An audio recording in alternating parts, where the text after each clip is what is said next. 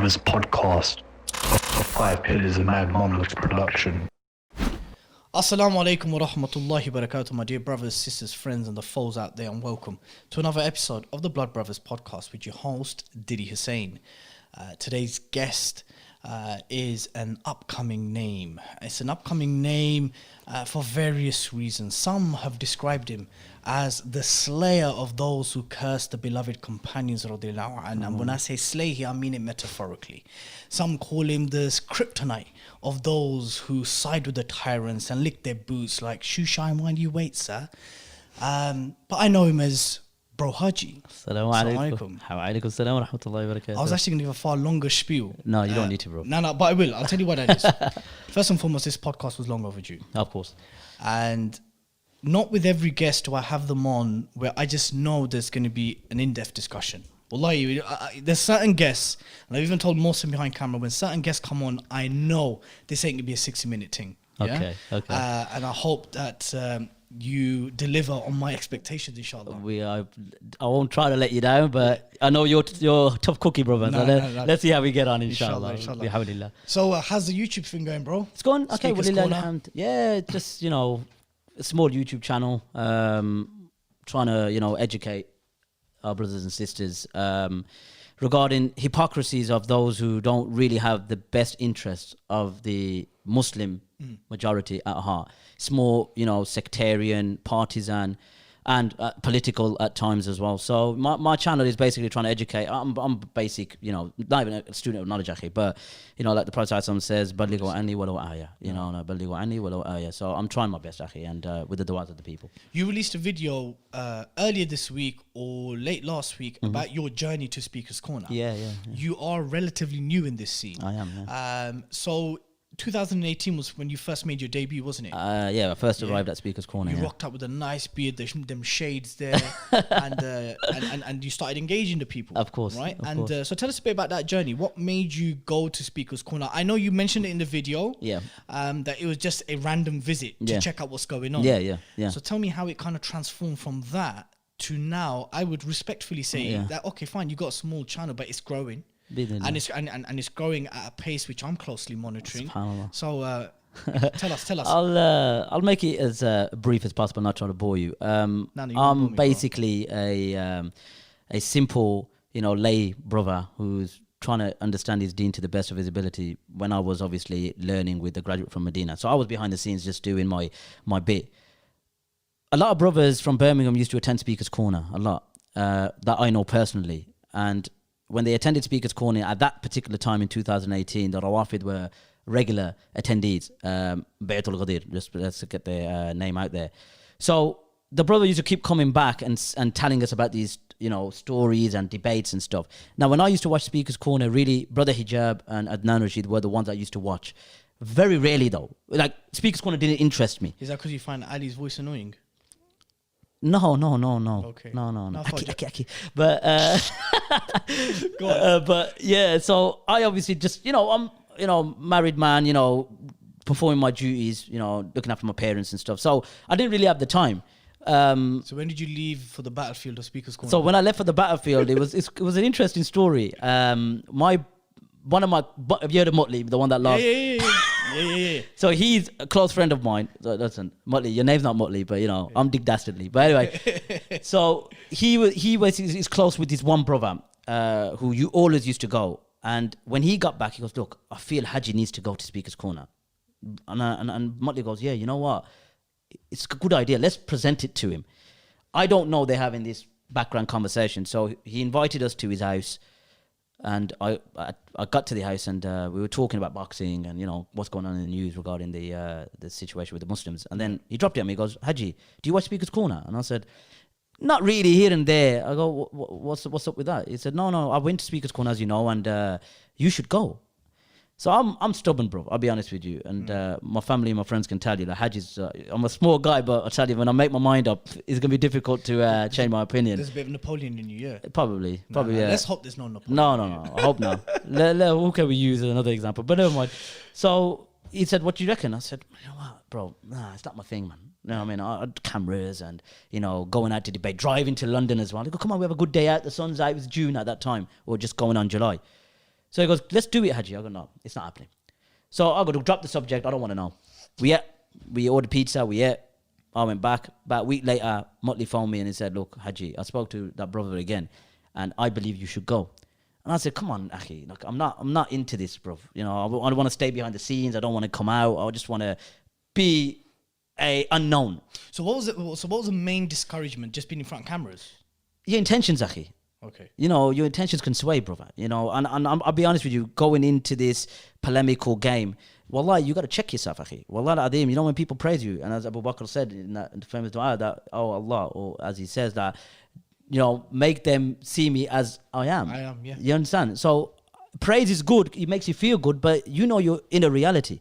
And I know my inner reality, akhi. I don't want to say it, but I know. So that was the main reason, because everyone can get, you know, like Ya Muqallib al-Qulub, Thabbit Qalbi ala Dinik. So I want to be sincere, and that was the main sort of issue for me anyway, personally.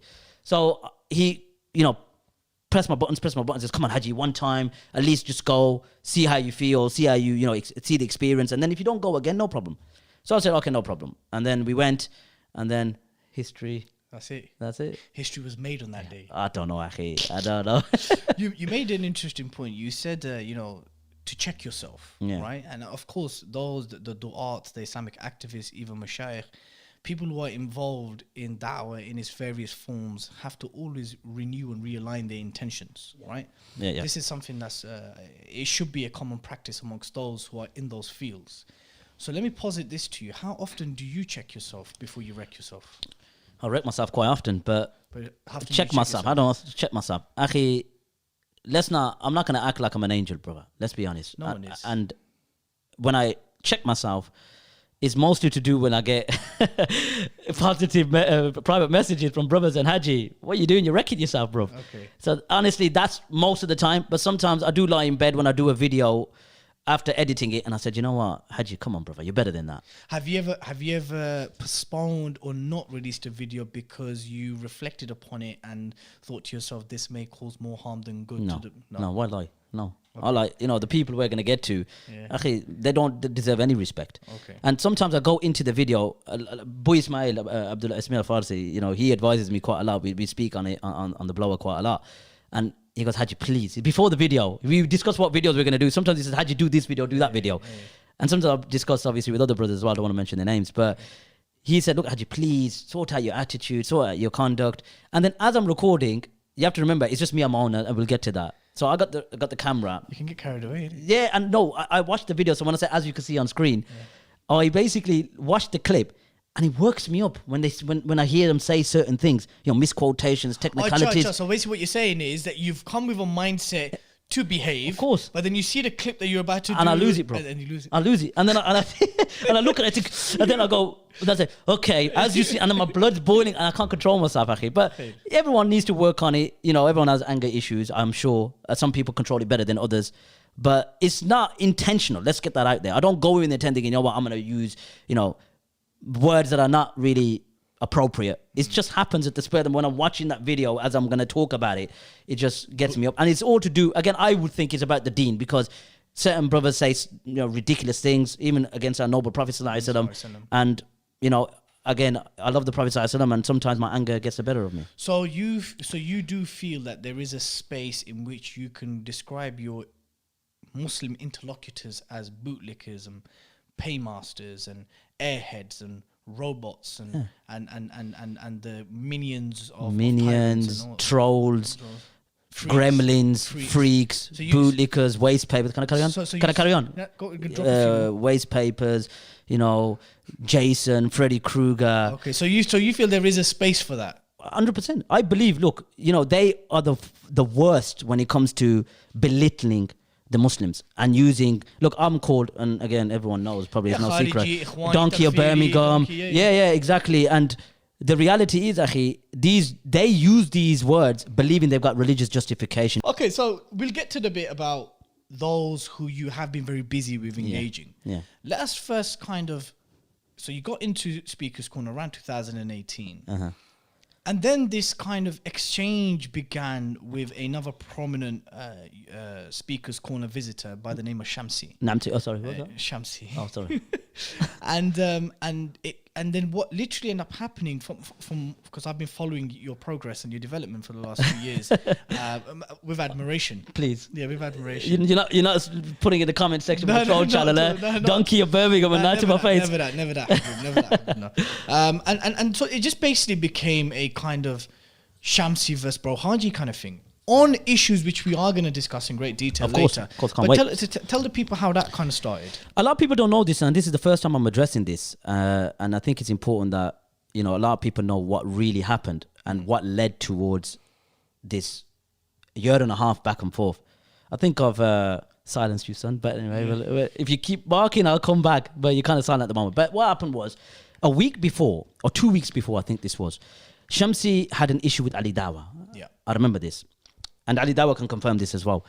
He had a back and forth with Ali Dawah. I think Shamsi came out saying, I think this is during the time of the Christchurch brutal attacks. Yeah. And then Shamsi, believing he's on cloud nine and part of the saved sect, meaning the saved bootlicking section, I'll say, but he made a clarification by saying, I am not with Ali Dawah, etc., etc. And this is relevant, and I'll explain why later.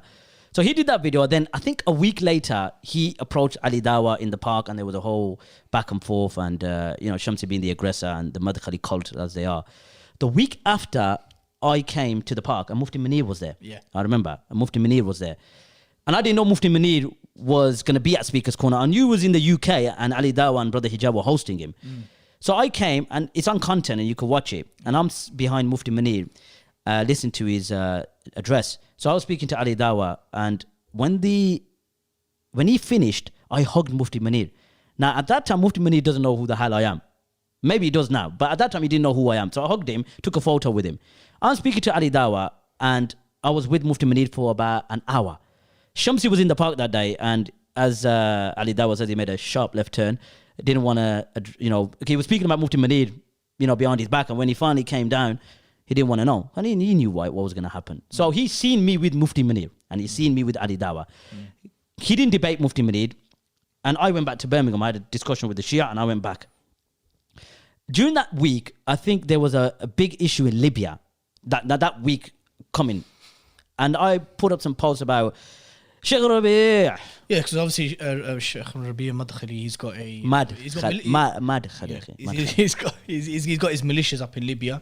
Breaking up the joint. Yeah, supporting the war criminal Haftar. So obviously, a lot's happening in Libya to actually show that strand of thinking is actually not as apolitical as you think. No, and actually, very much political. Let's be honest. Give them guns; they're no different from Daesh. Give them weapons. We'll get to that. Sorry, I'm getting carried away. But yeah, so I put up some posts regarding Sheikh Rabi' and Madkhali, and remember, me and Shamsi were cool. Like prior to that, me and Shamsi are cool. Like I used to shake his hand, and we used to have cool, casual discussions. Obviously, him being a boxhead doesn't really help. But I'm gonna say as is. Unfortunately, I'm gonna say as is. But we were casual. I knew he was a Madkhali all along. But because my direction and my reputations and my education was to give the Shia a bit of, nightmares, should I say, I didn't really want to entertain an intra-Sunni debate. Even though I knew he was a Madkhali Habibi. I knew it. But I wanted Sunni peace and Sunni unity. So I went back, and then Shamsi obviously must have got hold of those Facebook posts I made against Sheikh Rabi'. And the following week, I went to the park. And this is where it all started. Shamsi was in the park. I was in the park. I didn't really speak to him that day. And I was speaking to some Shia. Adnan Rashid, we had debates with Bayatul Ghadir, and Brother Isa, Allah Yarhamu, was with us. And we were obviously just having some conversations.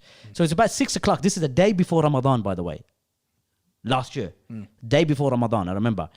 And my intention was to come now and don't come during Ramadan because, engross myself in, worship, etc. So one of my brothers who was with me came up to me and whispered in my ear as I was having a discussion with some Shia, and he said, Shamsi wants to speak to you. I knew what it was going to be about. I knew it. I knew what this was about. You were summoned. Yeah, I was... what do they call it in America? Subpoenaed. You're like subpoenaed. I was subpoenaed. And so I knew, deep down I was thinking, oh yeah, I know what this is about. Shamsi is going to defend his godfather.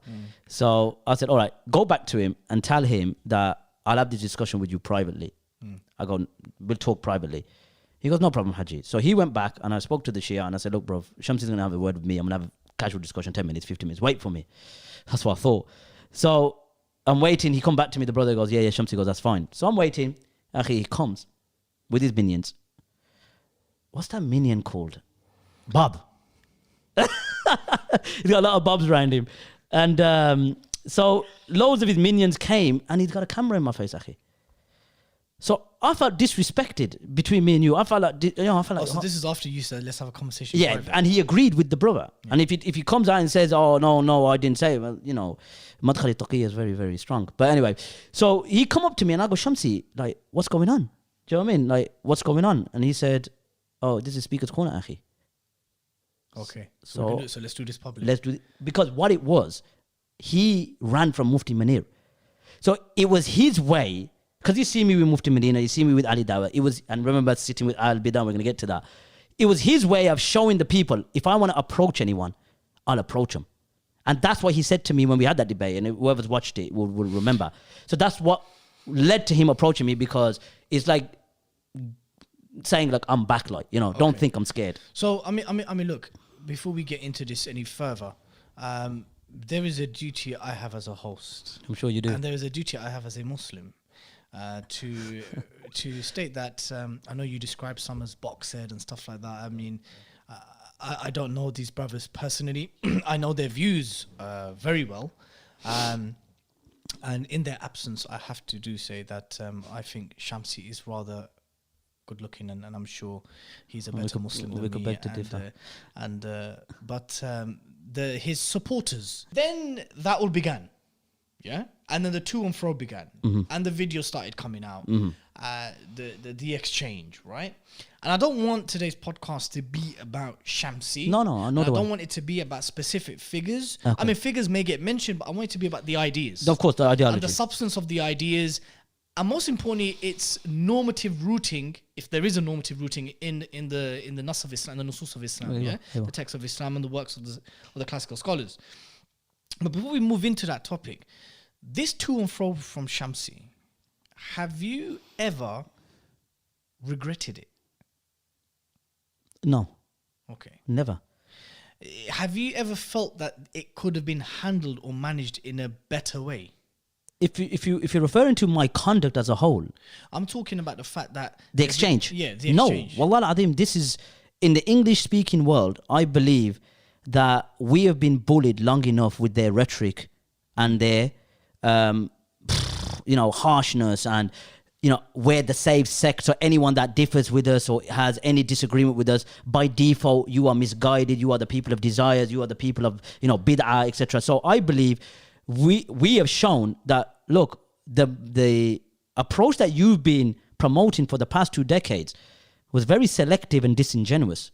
What we've done is we've gone over the centuries and said, well, what you've been promoting in essence from the actual classical works and from Islamic, from the mutaqaddimin and from the aqwal al-ulama and even nas from min al-nusus, we've got the upper hand. Would you not then say then, I'll posit this then to you, doesn't that strand of thinking exist amongst most schools and movements? No, I believe that this is really to enforce one kingdom in particular.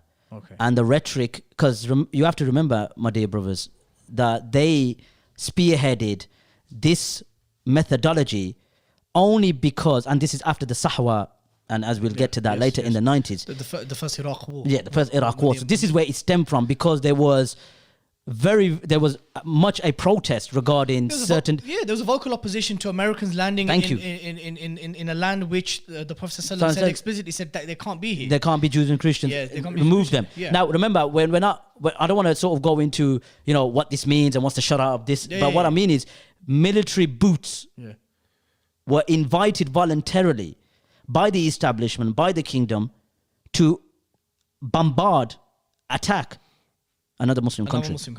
And but I guess again, just to kind of like the opposing argument was that Saddam was a godless Ba'athist. Okay. Right. Yeah. But fundamentally, those American bombs were killing Muslims. And we could add to that. Why couldn't they? Because remember the Arab League. Yeah. Why couldn't they seek assistance from Egypt? Remember, Egypt's the biggest Arab military army. Yeah. Why couldn't they seek assistance? They've got plenty of money, got plenty of cash. You could treat them as mercenaries, pay them. Yeah. Also, you got obviously Turkey. You could pay them. Yeah. So why run to Absolutely. Uncle Sam? Yeah, absolutely.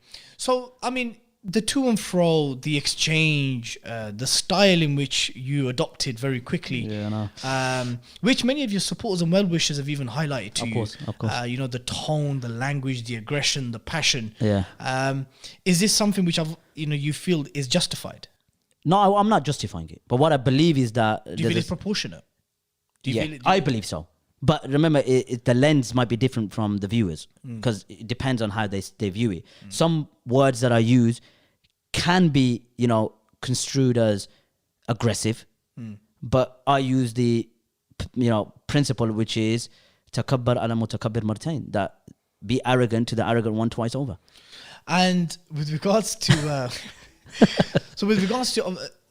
has the boat for reconciliation or any kind of reconciliation, has that ship long sailed?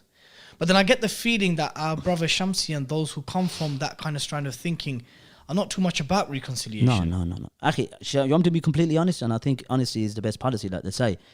For us Muslims to have unity, there's no unity with these people. There is no unity with these people. I don't think they want unity. No, they won't, because we are by default, we are the people of innovation. So there is no unity. But from my side, because remember, I don't class them as innovators. I believe they're severely misguided and their methodology is flawed. And it's basically a bootlicking methodology to suit. But you've not made tabdi on. No, I wouldn't, because this is a haqq of a Muslim, akhi. Whilst I believe that they carry a methodology which is subservient and bootlicking, and they are waste papers of the rulers. Why am I saying rulers, akhi? Because that's what we're going to get to later. Ruler, most notably the Kingdom of Saudi Arabia. Ruler, akhi. And if you want to add, another... that's what I'm saying. If you want to extend it, then you could add General Sisi, and you could add Haftar, the CIA agent. Yeah, of course. So you see, it's politically motivated, akhi. And under this principle, akhi, people are... Let's call it as it is, akhi. People are declared as innovators to the extent that they're similar to the Jahmiyyah, meaning those evil sects that sprung their ugly head in the early part of the Salaf. We're no different from them, akhi. Do you classify yourself as a Salafi? No. Okay. What is your background? I'm Hanafi in fiqh, been taught in the Dar al-Ulums and the madrasa system, being a Pakistani background. Okay. And I classify myself as an Athari. Okay. An Athari in terms of Hanafi adhering to the Athar. And in terms of Asma wa Sifat, then obviously I believe that we affirm. And again, this is now going into the aspects of theology, but Hanafi Athari. Why would I call myself a Salafi? That's a good question. Because the Salafi term, and again, people can say, well, if the Muslim name has been hijacked, then would you not call yourself? No, because Allah subhanahu wa ta'ala told us to call ourselves Muslims. Whereas Salafi, that's been connected now to a certain group. It's like a VIP exclusive group. But it is a broad spectrum. Of course, who speaks for Salafi? Yeah, because the Salafi spectrum, I don't care if anyone disagrees with me or agrees with me, it has everything from ISIS, Al-Qaeda, Al-Muhajirun, all the way to Al-Maghrib. Yeah, That's then you got the Onis as well. Yeah, you got the Onis, you got the Maghrib, you got the Sururis, you got the Ikhwabis. There's a whole spectrum. Who speaks for them? Yeah, who speaks? You understand? There's a whole spectrum. There's a whole strand. You got a very a jihadi strand in their mindset in terms of bringing about revival and change. Islam and you've got those who are very quietist, but they're not actually quietist. It's a whole spectrum. No one speaks for Salafiyah, and the term has been hijacked. Notably, again, look, we are. Notably by the loudest one. We are striving to follow the manhaj as-salaf. This is no doubt about it. No one would disagree with me or you on that. We have to strive to follow the manhaj, the methodology of the Salaf al-Salihin. Now, the methodology of the Salaf al-Salihin, which we're going to get to regarding the videos and what future videos I've got. Believe you me, they're not following the methodology of the Salaf al-Salihin. They're following the methodology of those dirty boots of MBS and his likes. No, akhi, I'm going to be honest. Why mince our words, akhi? And it's shocking for people to even, can't see past their rhetoric, akhi. And we've been doing this for a year and a half, and believe me, I could carry on. Do you feel that some people may not look beyond your rhetoric? maybe by my attitude, but my evidences and my positions, which is in accordance to classical Islamic thought and positions, cannot be ignored, akhi. You could disagree with me, and I'm sure you do in terms of attitude and many others. But when you see past that, maybe my videos, I do see past. I'll get to the end. there you are. So I'm not, but I'm saying to you, you cannot deny. And again, you could disagree with me, and you've got the right to. Actually, my evidences speak for themselves. The evidences are clear. The only person or people or groups that would reject it are those who are Hizbis. Yeah. So, but when you say Hizbis here, just clarify who you referring to. I'm referring to the neo-Salafi, pseudo-Salafi, Najdi, 21st century, bootlickers, waste papers. And you made those phrases before. I'm going to be honest. So the state of Speaker's Corner, as I see it in the last 2 years, is that it was once very much dominated by those who are kind of from a Salafi Athari persuasion. Yeah. Like it was generally dominated by, mashallah, du'at who are going there and frequenting there. Now there's a bit of diversity there. You know, and I say diversity as a more appropriate term for actually disunity. Yeah. Where there was, you know, Muslims, mashallah, were making huge waves, and they still are the most effective group within Speaker's Corner by a country mile. But now you do have you have various Shi'i groups, right? I've even noticed a few of those who come from a Barelvi's persuasion. I've seen some brothers from a Deobandi persuasion that are there. And I'm seeing that intra-Muslim discussions is now becoming more and more. How productive do you think that is in terms of the broader vision of Speaker's Corner Dawah? I believe that Speaker's Corner, in terms of the Islamic Dawah scene, it has a lot of diversity, and for me, again, coming from a Hanafi Athari background, I welcome it. Again, the Ghulat of the Sufiya, no doubt, from a theological basis and from a methodological basis, I disagree with them. But what I mean is that the Salafi, you know, domination, should I say, and most notably the intolerant ones, and again, no need to mention who they are, believed that they had some sort of superiority over the park. Yeah, the park, meaning they believe that they are, whoever wants to know about Islam, come to us. Anyone else is a deviant. So monopoly. Yeah, monopoly. Okay. They believe they had a monopoly for so long. And there's brothers, look, who have been there for years. Let's talk about Brother Hashim and Brother Mansour. Of course, yeah. You know, who've been there for decades, Yeah. giving da'wah, you know, educating the people regarding, you know, Christianity, or rather Islam, and refuting Christianity. But this new wave, which started in the 90s, Akhi, and you know, obviously, you've been around, with the, again, petrodollar, you know, incentives. They've been publishing books, and it's all to do with, again, like I said, preservation and the pseudo-Salafi beliefs. They believe that, obviously, being of the safe sect, everyone else is misguided and destined for a painful torment. I'm not saying they're making takfir, akhi, but they are misguided. So yeah, I welcome it. Like the Al-Islam Productions, the brothers from up north, the Deobandi brothers, when they came down to the park, what was their intention? Was their intention to have debates with Sunnis because of what, you know, the Hanafi non-Raf al-Yadayn position, or was it because, you know, they want to debate whether 48 miles is, you know, sufficient as a traveler? They came to refute the Shia. Islam was the goal, for Islam to reign supreme. So all of these, you know, different, you know, denominations or groups or movements that are coming to educate Islam or educate Muslims about Islam and non-Muslims, wallahi, it's a blessing. You know, with regards to certain positions held by those who are commonly attribute to themselves the title Salafiyya, I have a somewhat of a, not discomfort, but sometimes it's a glaringly obvious thing that, you know, this likening towards blind obedience to rulers, authority, and these kind of things. It's not necessarily always exclusive to those who describe themselves as the Abu Khadija types, or the Salafi publication. Sunni Islam, that one. Huh?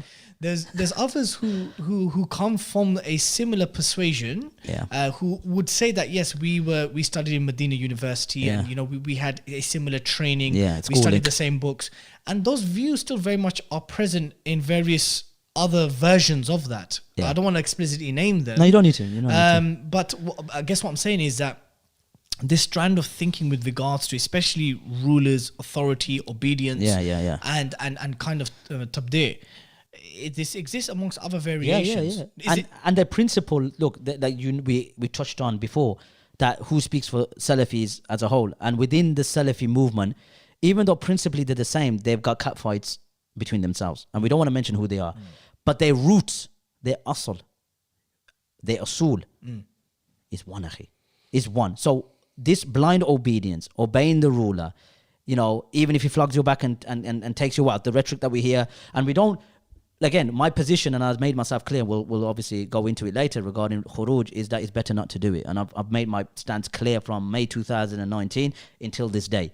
But what we don't accept is that this blind obedience and this, you know, boot-licking, you know, methodology to the point that one ruler and one kingdom has all of these texts applied on them.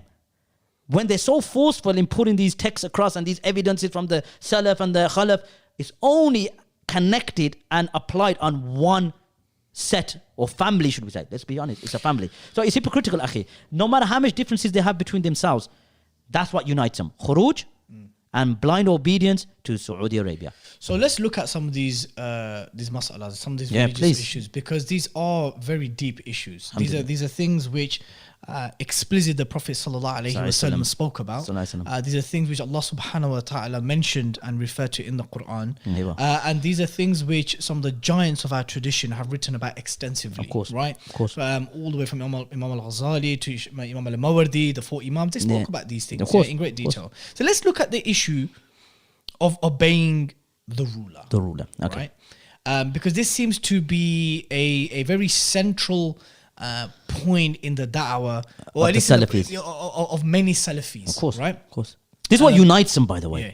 So let's talk about your apparent issues with this application of this principle. Because we're not saying that obeying the ruler isn't a normative principle or a proposition. It is a very normative, orthodox maxim. No, but it has a context. It's nuanced. It's nuanced. Very nuanced. Very nuanced. And this is why we've been deceitfully, what I would say, deceitfully misled by these groups of brothers. So what is your issue, Bro Haji, with the obedience to MBS, the Saudi regime, or any un-Islamic but Muslim, any Muslim ruler or Muslim government that is ruling by other than Islam, without duress, you know, because I don't want to make it specific about Saudi, but whilst I appreciate it's going to naturally gravitate towards that. It's going to definitely pull towards them, yeah. But let's have a generic understanding. Everything from Sheikh Hasina to Imran Khan to Erdogan to MBS, and I'm not putting them all on the same level. What about MBZ? Yeah, MBZ, oh God, who's actually the real brains behind MBS, the real string puller. What is the issue with your understanding of how this issue of obeying the rule is applied by some of these brothers? And SubhanAllah al-Azim. Bismillah. So, no doubt, peace, security, stability in the Muslim lands, from a Masla point of view, is always number one. Yeah, it'll always be number one. Preservation of life, preservation of and the maqasid al-Sharia, as Imam al-Shatibi said in the Muwafaqat. So, the five objectives of the Sharia. Now, when it comes to khuruj, I have been forceful in saying that we as Muslims should obey the ruler. But remember the clause, لا طاعة في مخلوق في معصية خالق, that we obey in good and we don't obey in disobedience. That's point one. Yeah. Now, rulers don't have a free pass, akhi. You don't grab all of these riwayat and all these ahadith and then say the ruler has complete right to oppress, to kill, to, let me say, commit Hitler-like massacres. And the Muslims, because of these ahadith, have to submit and basically have humiliation. And generations upon generations have to be subservient to this humiliation. No, Islam is clear. And the Salaf al-Salihun, when they were met with tyrant rulers in their time, akhi, because Allah subhanahu wa ta'ala said in the Quran that when Ibrahim alayhi salam talked about, when Allah says, we will make you an imam amongst the people. And then Ibrahim alayhi salam said, what about my offspring? Then Allah subhanahu wa ta'ala responded by saying, my covenant does not extend to the wrongdoing people. Now with this ayat now, so there's a nas right there. Because remember, it's not the kalam of the scholar on its own that we go by. Because many scholars have said, I've wrote on this extensively, like you said, comprehensively, wrote chapters, akhi. Bab al-Bughat, Bab al-Wulat al-Umur, or Wulat al-Umur, etc., or Bab al-Hukam, or whatever chapters they are, about obedience. Or Kitab al-Imara or Bab al-Imara. When this nas is presented to the best of generations, now they're dealing with tyrant rulers, Ibn Hubayra, Hajjaj bin Yusuf al-Thaqafi, Ma'mun, you name the tyrant rulers of the early Salaf. How did they react? Now, you could say it's a mistake, akhi, but when they've got nos, and the Prophet ﷺ said, "Man qutila duna malihi fahuwa shaheed. Man qutila duna irdihi fahuwa shaheed. Man qutila duna madmatihi fahuwa shaheed." Whoever is killed while defending his religion, his honor, his property, his oppressed, is a martyr. Now, giants use this and did istidlal of these ayats. Now, you could argue they're wrong, okay, their understanding of it. But the presidents, by saying that there was ijma'a, this is now another thing we want to discuss. Ijma'a of the Salaf, when the Salafs rebelled in huge droves. Because of what? Did they rebel because of power? Did they rebel based on, they don't like a said ruler because he legislated or against them in one mas'ala? No, akhi. It was injustice and oppression. Injustice and oppression. And there's micro oppression and there's macro oppression. Yeah. We know from, in the time of the Salaf, Hajjaj al-Yusuf al-Thaqafi, akhi, they said, if all the nations brought their Fir'auns, we just need to bring one Hajjaj. Yeah. Akhi, he was going around and slaughtering huge number of people. He was. The early Salaf, akhi, knew the deen the best. Their understanding of the deen is unparalleled to anyone you bring today, which you would call the giants of your time. They rebelled in huge numbers, akhi. Now, I want to argue this. If they rebelled, does that make them Khariji? Interesting. If they rebelled, because you can't have one set of principles for us and say, anyone that's... Akhi, leave the action. Just by speaking, we'll get to that later. That would render you a Khariji. Now, if you've got a principle that anyone that rebels against the rules of Khariji, why ain't they? That's simple and straight. Okay, so let me posit this to you again then, yeah? Okay, you just cited an example of Hajjaj bin Yusuf and the rebellion against him. But there were also times in history, and I'm glad you mentioned that it is a very nuanced and contextual discussion. 100%. There are times where we will find evidences from the Salaf where there was rebellion, and you will find times where there was not rebellion. And those from the Salaf who opposed those who did rebel. Exactly. So, and this was clearly a difference amongst them. Khalas. Yeah? Difference of opinion. Yeah? And I would even go as far as to say that even when Hussein radiallahu anhu, when he decided to make his way to Kufa, there were companions that tried dissuading him. Of course. Yeah? And I've done a video on that, and I'm sure you watched it. I have, and there were some who dissuaded him. That's not to say that the path and the reasoning was not just. No. It was and noble and it was let's just. let's add this as well, akhi. You eloquently presented that when Hussein radiallahu anhu, and I've done a video on it, you could go watch it, and you've watched it, 55 minutes. When Hussein radiallahu anhu was in Medina, let's add this as well, because the reason why I didn't bring up Hussein radiallahu anhu, because they always argue, Hussein radiallahu anhu made ijtihad. So why I mentioned the tabi'un is because now the texts are established and the ulama, exactly, they've now codified and they've got all these ahadith from the companions and they were taught by them. Yeah. When Hussein radiallahu anhu was in Mecca, he refused to pledge to Yazid. He refused. Yeah. Him and Abdullah bin Zubair. They left and went where? To Mecca. Yeah. When he got all those letters from the people of Kufa, Imam al-Dahabi wrote in his Tariq al-Islam, he said that Hussein radiallahu anhu got martyred with 16 members of his Ahl al-Bayt. And he went out from Mecca to Kufa to what? To seek the Khilafah. Now look, he didn't go because Yazid didn't oppress. Remember the Battle of Harra, which happened after the killing.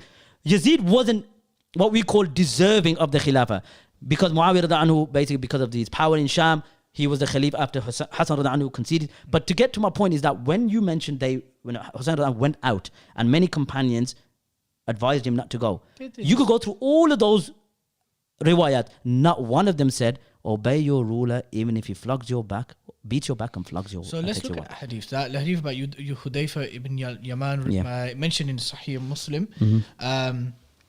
where basically the Sahabi, he asked, O Messenger of Allah, we were living in an evil time and Allah brought us good. In which we live now, will there ever be evil after this good? The Prophet ﷺ said yes.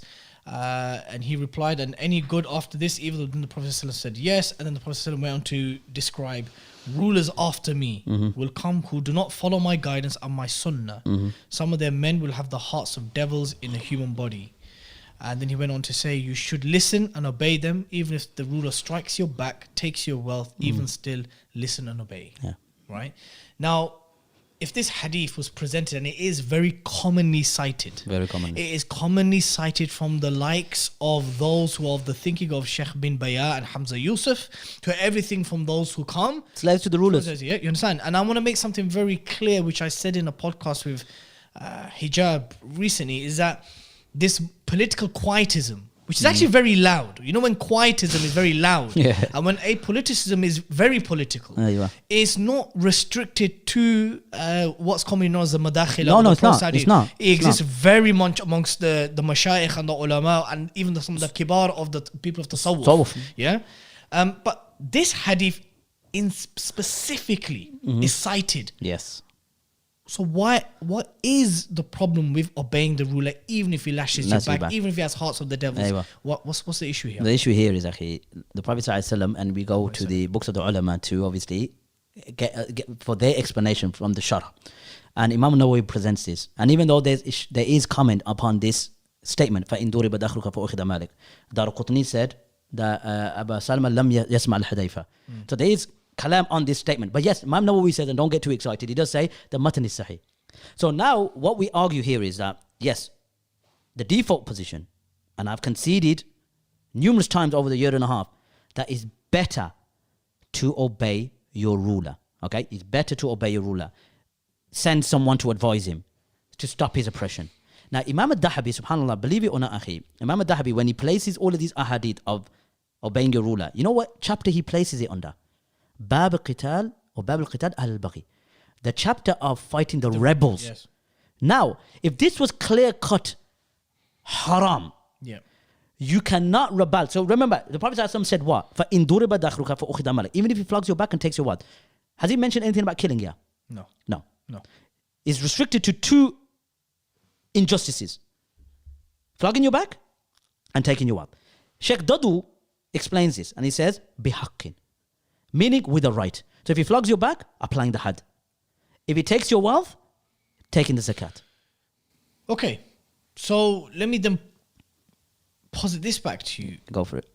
For my research, I found, and through my experience in dawah and engagement with brothers from this background and persuasion, and even those who commonly cite these kind of things, I find that many of the classical scholars, when they talk about these hadiths, it's nearly always to do with khulafa. There you go. Yeah? You took the words out of my mouth, bro. And let's be very clear about something as well. And this is something that I don't mince my words in when I say this.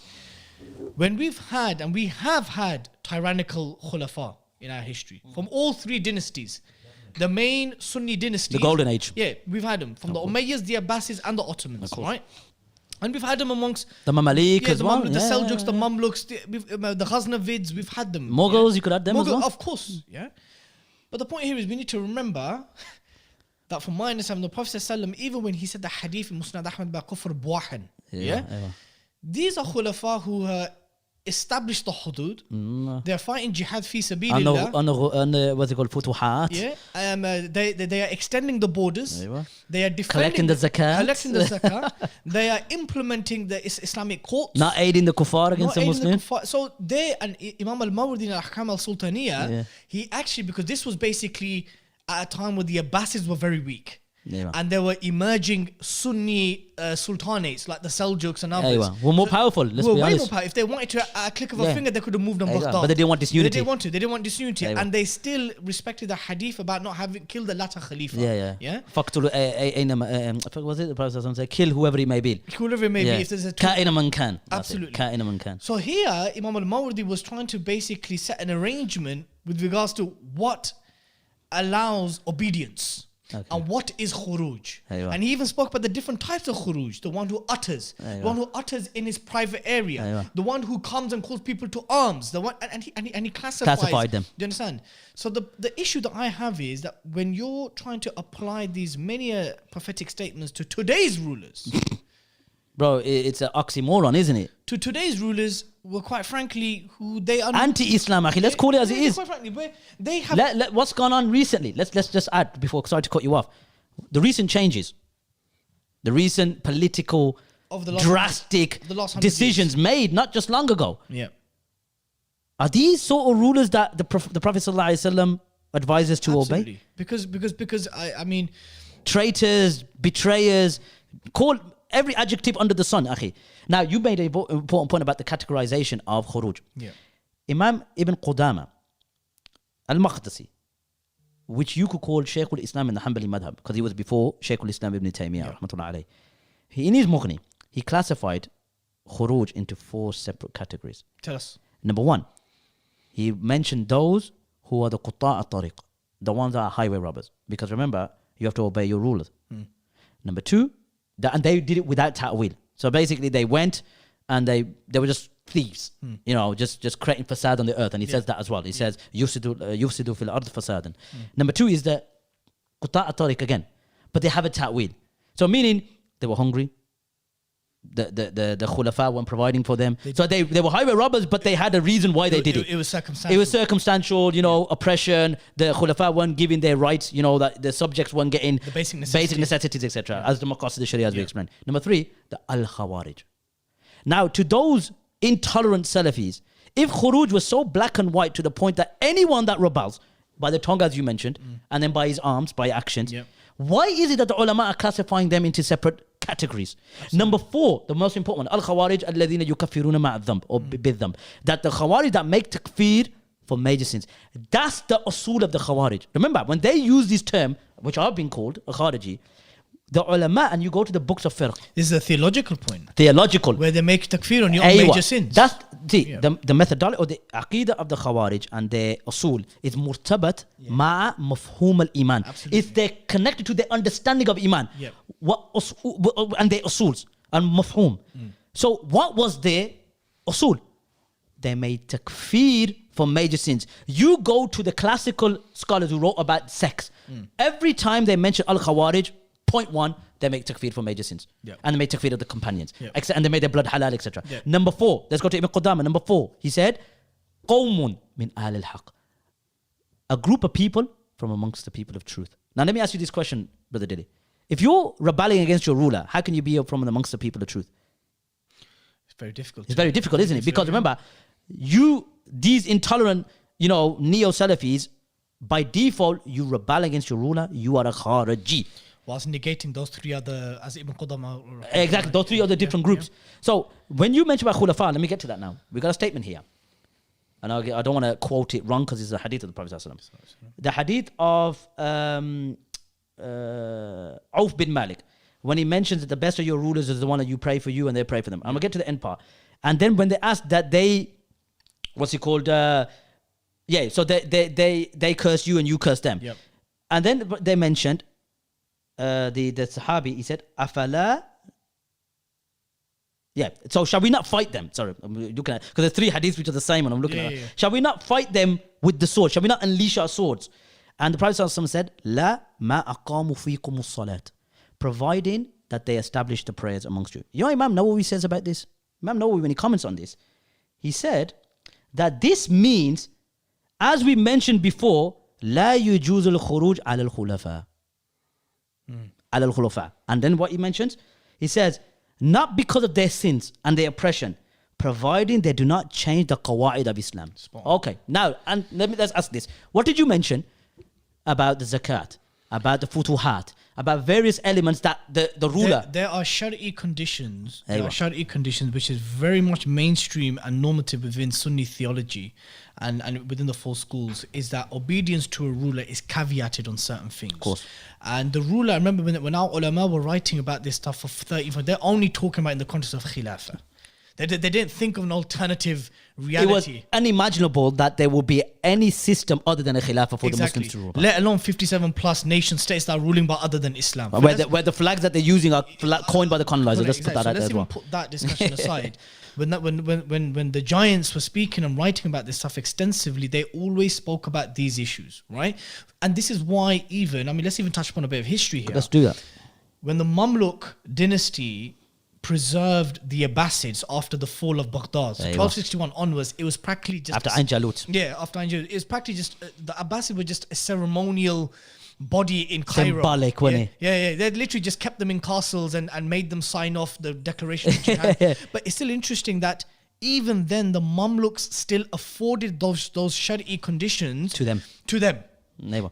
You declare when we go out to battle. Aywa. When there's a new law implemented, it will be signed off by Aywa. you. When the moon of Ramadan and Eid is sighted, you announce Yeah, it. or you lead the Jum'ah Or you lead Salat. the Jum'ah. So these are still very, very specific things, yeah? Aywa.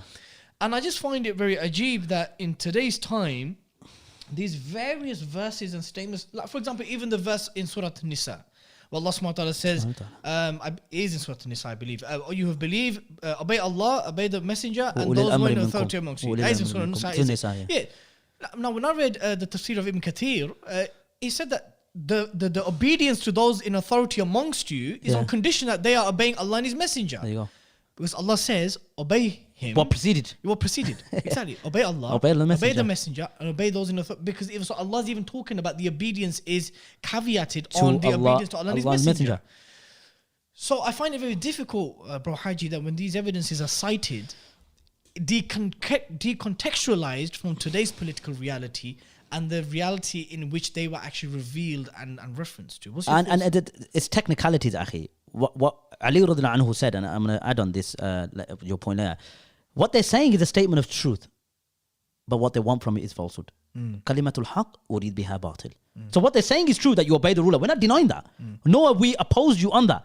It's the application of who it applies to and the reality on the ground. Because when the ulama wrote those statements, akhi, we're talking 3rd, 4th, 5th, 6th, all the way up until what? Let's say 1924. Yeah. Who were the rulers? Who were the sultans? Who were the umara?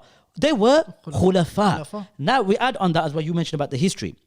1258, 656 is when the sack of Baghdad happened. I think it was Mutawakkil got killed. You know, Yes. Mutawakkil got Mutawakkil the third. the third. He got trampled on the horse. Yeah. There's no khilafah. There's no khalif no more. There's no khulafa. It's gone. Mamluks, the Mongols stretched from bloody Mongolia all the way, and they took Lebanon and Syria without a fight. When they found out what happened to the people of Baghdad, where over 1 or 2 million people got slaughtered, they go, you know what, we don't want this. Leave that. The rulers at that time were the dynasty of Salahuddin al-Ayyubi rahmatullah alayh, and his offspring didn't really live up to his name. The only one that was, I would say, who lived the legacy or carried the legacy was Najmuddin al-Yusuf bin Ayyub in Egypt, and he fought the Crusaders in the battle of Mansoura. Yes. Who were the soldiers at that time? They were the Mamluks, the foot soldiers, Baybars, Kotos, and that particular strand, or those group of people from the Caucasus. You notice one thing, akhi. Did he declare himself to be a Khalif after? No. Because why? We had enemies at our doorstep. So the priority was to preserve the Thughur, meaning the borders. The lands. When the Mongols wrote, then obviously Najmuddin passed away, his wife took over Shajar ad-Dur, and then obviously his son who was young. Who was the ruler, who was the scholar at that time? Ibn Abd salam. No. Ibn Abd salam. What did he say? He goes, this kid here, he's too young to rule. We've got the Mongols whose empire stretches up, probably was about 70% of the known world at the time. They even got to Poland, believe it or not. Kotos took over. When he defeated them at Ain Jalut, did he declare himself to be a Khalif? Of course not. No, he didn't. So what do you say about those rulers of today who own a portion of a land, and you're applying these prophetic narrations on them? Bro, my dear brother, the same can be applied to Alp Arslan, the same can be applied to Salahuddin al-Ayyubi. Salahuddin al-Ayyubi, bro, could have declared himself Khalifa anytime. But he wasn't. But his theological loyalty was always to the Abbasids, and he knew how useless they were at the time. Exactly. Do you understand? And just a historical correction, the Khalifa who got trampled by the horse by the Mongols was Mustasim. Mu'tasim, yeah, I thought it was. Mustasim. So I guess the point I'm trying to make here is, and what we're discussing here is that obeying the ruler is a normative principle and maxim within Sunni Islam. Sunni Providing they obey Allah and His Messenger. Now, talk about those who don't obey Allah and His Messenger. So this is interesting now. So are we then now saying that khuruj is then justified? If you got the means, yeah. Okay. It's all about qudra.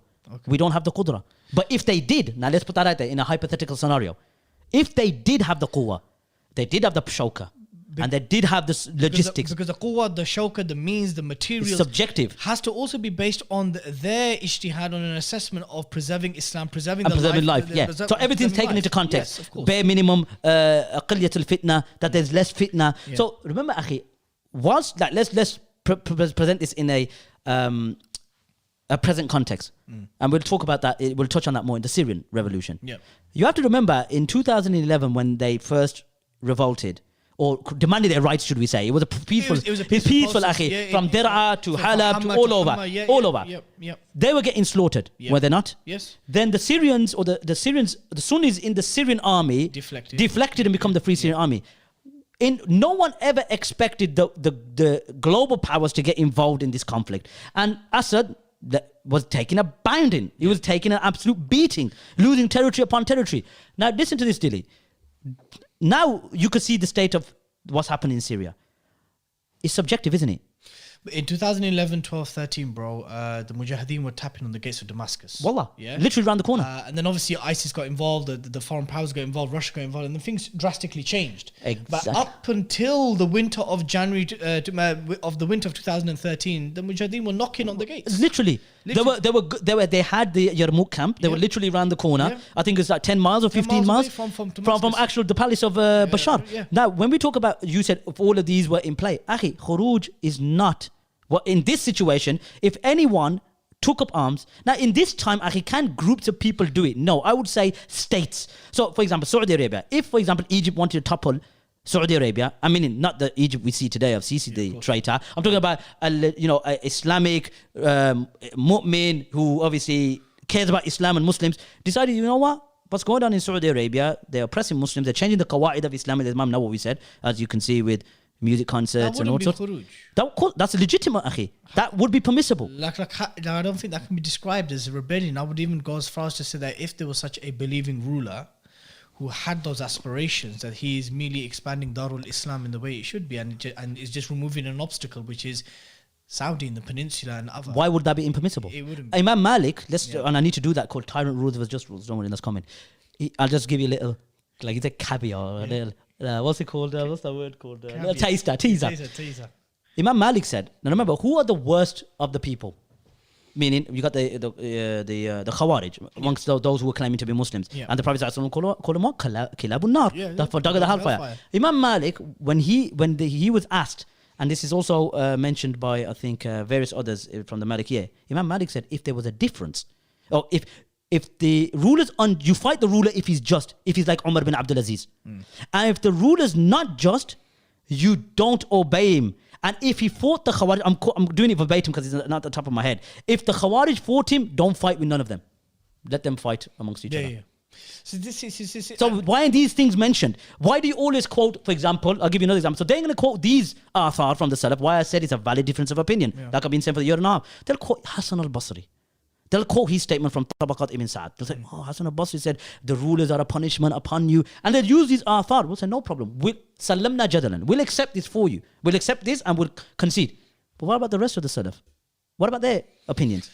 Why are you trying to dictate one statement and say, this is the statement of the Salaf of that time? Akhi, it don't work like that. What's your thoughts on the hadith about the one... the ruler who commits kufr wahan, and therefore that justifies an rebellion or being held to account materially, because again, kufr wahan is something which a lot of people, when I've engaged them, they don't seem to specify what this means. And from my understanding, again, this hadith is again talking about an Islamic ruler who has committed kufr wahan. Yeah, and I guess the difficulty that I'm saying is that people look, my views on stuff is very clear. Over the course of 7-8 years, I've made my views on the regimes and the rulers of today's world very clear. So you're a Khariji, basically. Yes, yeah. I mean, I've been labelled that time ago. But the point here is that I do not see any of them as legitimate Islamic rulers, as it has been explained in great detail by the ulama and even the Sahaba and so forth. As per Islam, I would even go. As per Islam, yeah, you understand. But that shouldn't be equated with, and that shouldn't become synonymous to rebellion. Because if that was the case, we would be supporting uprisings left, right and centre. Exactly. Another important point I guess I want to make is, with regards to this issue of kufr wahan, how do you understand that hadith? The hadith that's from Ubadah bin Samit, yeah. And he mentioned that bay'ana Rasulullah sallallahu alaihi wasallam ala sami wa ta'a. So we obey we pledged with Islam to listen and obey in good times, in bad times, and in times of distress, etc. Yeah. Then it says illa taraw kufrun bawahan, except when we see clear kufr.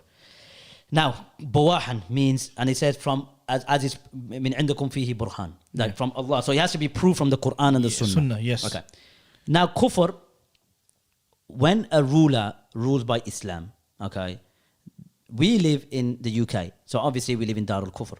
But just say hypothetically now, in a Muslim state that is colonized and occupied, which we've had, even though the majority of the population is Muslim, is Darul Kufr. Yeah, it's Darul Kufr. Because this Istola, they've taken it over. So even you can argue that, all right, when the occupiers, like Palestine, for example. But let's see if we get it. Look, when the Ottomans were minority rulers in the Balkans, that was Darul Islam. Because the authority was in the hands of the Muslims. They ruled by Islam. Whereas a country can be 99% Muslim with a Muslim ruler and still be Darul Kufr or Darul Because Harb. he could be implemented, or for example, a ruler that becomes a murtad, for example. I'm not going into takfir, but Gaddafi, for example, let's talk, and even from your scholars, you know, Bin Baz, Allah yarhamu, when he Saddam. Yeah. Now, was Iraq Darul Islam or Darul Kufr at that time? That's what gave the legitimacy for bombarding Iraq, exactly. because he goes, he's a Ba'athist. He's a godless Ba'athist. Yeah, he's a godless Ba'athist, Almani, etc. Almani. So now the situation is Kufr Bawahan. Many of the Salaf, or some of the Salaf, should I say, made takfir on Hajjaj. Really? Yeah. Ibrahim al-Naqa'i made takfir on Hajjaj. Tawus made takfir on Hajjaj. Who else made takfir on Hajjaj? Sha'bi. Did they cite that hadith when they did that? No, they go, he's kafir. Like he goes, he believes in Taghut. He's kafir. And Qadi Iyad, listen, this is what I'm trying to get to now. So now we've got president from the Salaf who made takfir on him. Some didn't. And that's kufr ijtihadi. Maybe they saw something from Hajjaj because they were from Iraq. Yeah. Hassan al-Basri was from Basra. Yeah. So maybe he didn't make takfir of him because of the impediments of takfir, the mawani'. So he didn't. But some of the Salaf did. So there's president. So takfir is not synonymous with the takfiriyun. If there's clear kufr that is fallen in and you're aware of it and you've done bulugh al-hujjah, iqamat al-hujjah, who says this is now connected and is entwined with the takfiriyun? You can. Yeah. Qadi Iyad said the reason why, listen to this, is very important, what we're getting to about 99% Balkans, etc. Qadi Iyad, and go check Nawawi Shar, you quote Nawawi, but you know, you conveniently miss this out. Nawawi said, Qadi Iyad, one of the Maliki scholars, said, the reason why they made takfir of Hajjaj was not mujarrad because of his sin and oppression, because he changed the Sharia. Yeah. So it's to do you see that? Do you see the point here I'm trying to raise? Acts and legislation. It's connected. Yeah, it's connected. Now, you could say, you know, then they'll come up with the argument, who says kufr, duna kufr. I don't want to get to that. But we're talking about the Salaf who made takfir. Some of the Salaf didn't make takfir, but they rebelled due to his dhulm and his injustices. Yeah. But there were some from the Salaf that made takfir on Hajjaj because he changed the Sharia. So now, where are you when it comes to this now? Are they Kharijis now? Stick by your principles now. So I guess the point, I guess what I'm exploring in this discussion with you is that, my brother, this issue of obedience and khuruj and rebellion and stuff, it really isn't black and white. It's not, akhi. And I think one of my greatest concerns in the da'wah, especially with siyasi issues, is that, you know, some of the hadith and the verses from Surah An-Nisa and others that we've discussed here, it is nearly polarized as obey the ruler or khuruj. Yeah, it's not like that. And it's not, it really isn't like that. It isn't like that. And even if you look at what happened, I mean, let's take Egypt, right? When during the Arab Spring, when Mubarak fell and others. These were not people that were looking to kill him off. These were people who took to the streets peacefully, right? And wanted reform. The Ikhwan in Jordan, from my understanding, did not want to remove Abdullah. They wanted some constitutional reforms, rights for the subjects. Exactly. So here we're not even talking about Muslims that took to the streets to remove the tyrant that had been ruling for them for decades. It was looking at constitutional reforms. It was looking at employment opportunities. It was looking at education policies, fiscal policies. You know, and in the issue standard of life, improvement, economy. I mean, so look, putting Libya and Syria aside, because it became a survival issue there. Life and death. Life and death. The Muslims had to. It was a survival issue there. But I guess the point I'm trying to make is the dangers of unnuancing these discussions as either obedience or khuruj. Right? Not like that. And talking, listen, remember this, Akhi, and this is a good point that you raised about the worker and knowing about, you know, the reality on the ground. These groups of brothers are far detached from the reality that's happening on the ground. And I'll give you an example. The brother who I had a back and forth with, when I mentioned the names Haftar, he didn't know anything about him. That's madness. So when you're trying to defend your godfather, and you don't know about Haftar when he tried to rebel against Gaddafi and when he got captured and then he got mysteriously shipped to America, and you don't know about this, but yet you defend such a person. So when it comes to, like you mentioned Syria, look how eloquently you put about the 2013. You follow the developments on the ground. Like Syria, for example, I follow Musa al-Amr. I follow Hadi Abdullah. I follow various independent journalists on the ground to find out what's going on in Syria, akhi. You know, these brothers, they don't know what's going on. They haven't got the foggiest, yet they want to. It's politicalized, isn't it? Their whole manhaj is based on the political direction, and they ain't got a clue of what's going on the ground. My dear brother, I'll tell you something as well. Just to kind of like, just to add to what you said. I mean, this conversation about khuruj and rebellion and obedience can get so messy. It can get so messy. You can even turn around and say, well, how can Saudi be in a position to support Sisi when Sisi's military coup d'etat was in itself a khuruj against Morsi? Within itself. But then the goalposts changed. You know why the goalposts changed? Because he had the qudra. Yeah, there you go. But then just now add this. Let's add another caveat. Just say, and this is for talking from the classical Islamic point of view, not this neo-Salafi, pseudo-Salafi position. Just say I ain't got the power. Okay, I ain't got the power. I'll grab 20 men. I'm not calling for khuruj. Don't try to take this and say Haji's calling for khuruj. I ain't got it. Yeah. They'll argue Sisi had it. Well, Sisi, you got your whole foundation is about not doing khuruj, obey him privately, etc. But you've got qudra. I ain't got the qudra, and I rebel. I'm still not a Khariji from classical Islamic opinion. Of course. I'm from the Baghi. I'm from the Bughat. Yeah. And even with the Bughat, they even said that even that's got classification. That's got classification because they said even if you try to take Ghazali said it. Yeah. And who brings it? Ibn Hajar al-Asqalani. Yes, absolutely. Ghazali said that those who rebel are two groups, and the second group is of two groups. Yep. Do you understand what I mean? Yeah. So now ask yourself this question, my brother Dilly. Why was this not brought to the public domain? Why? Because the issue isn't that black. The issue is that and it goes away from the political. It goes and it's all political, isn't it? Why do they bring all of these ahadith and all of these athar, which I add, I'm not against. I am for it. But why are these different other opinions that are valid differences, which according to Islamic texts with the ulama's understanding from the different madahib agrees with us? But you've been disparaging Muslims based on criticizing the ruler by just your tongue. How is that fair, akhi? I mean, let's just. I mean, for our viewers and listeners, let's even give some historical context, right?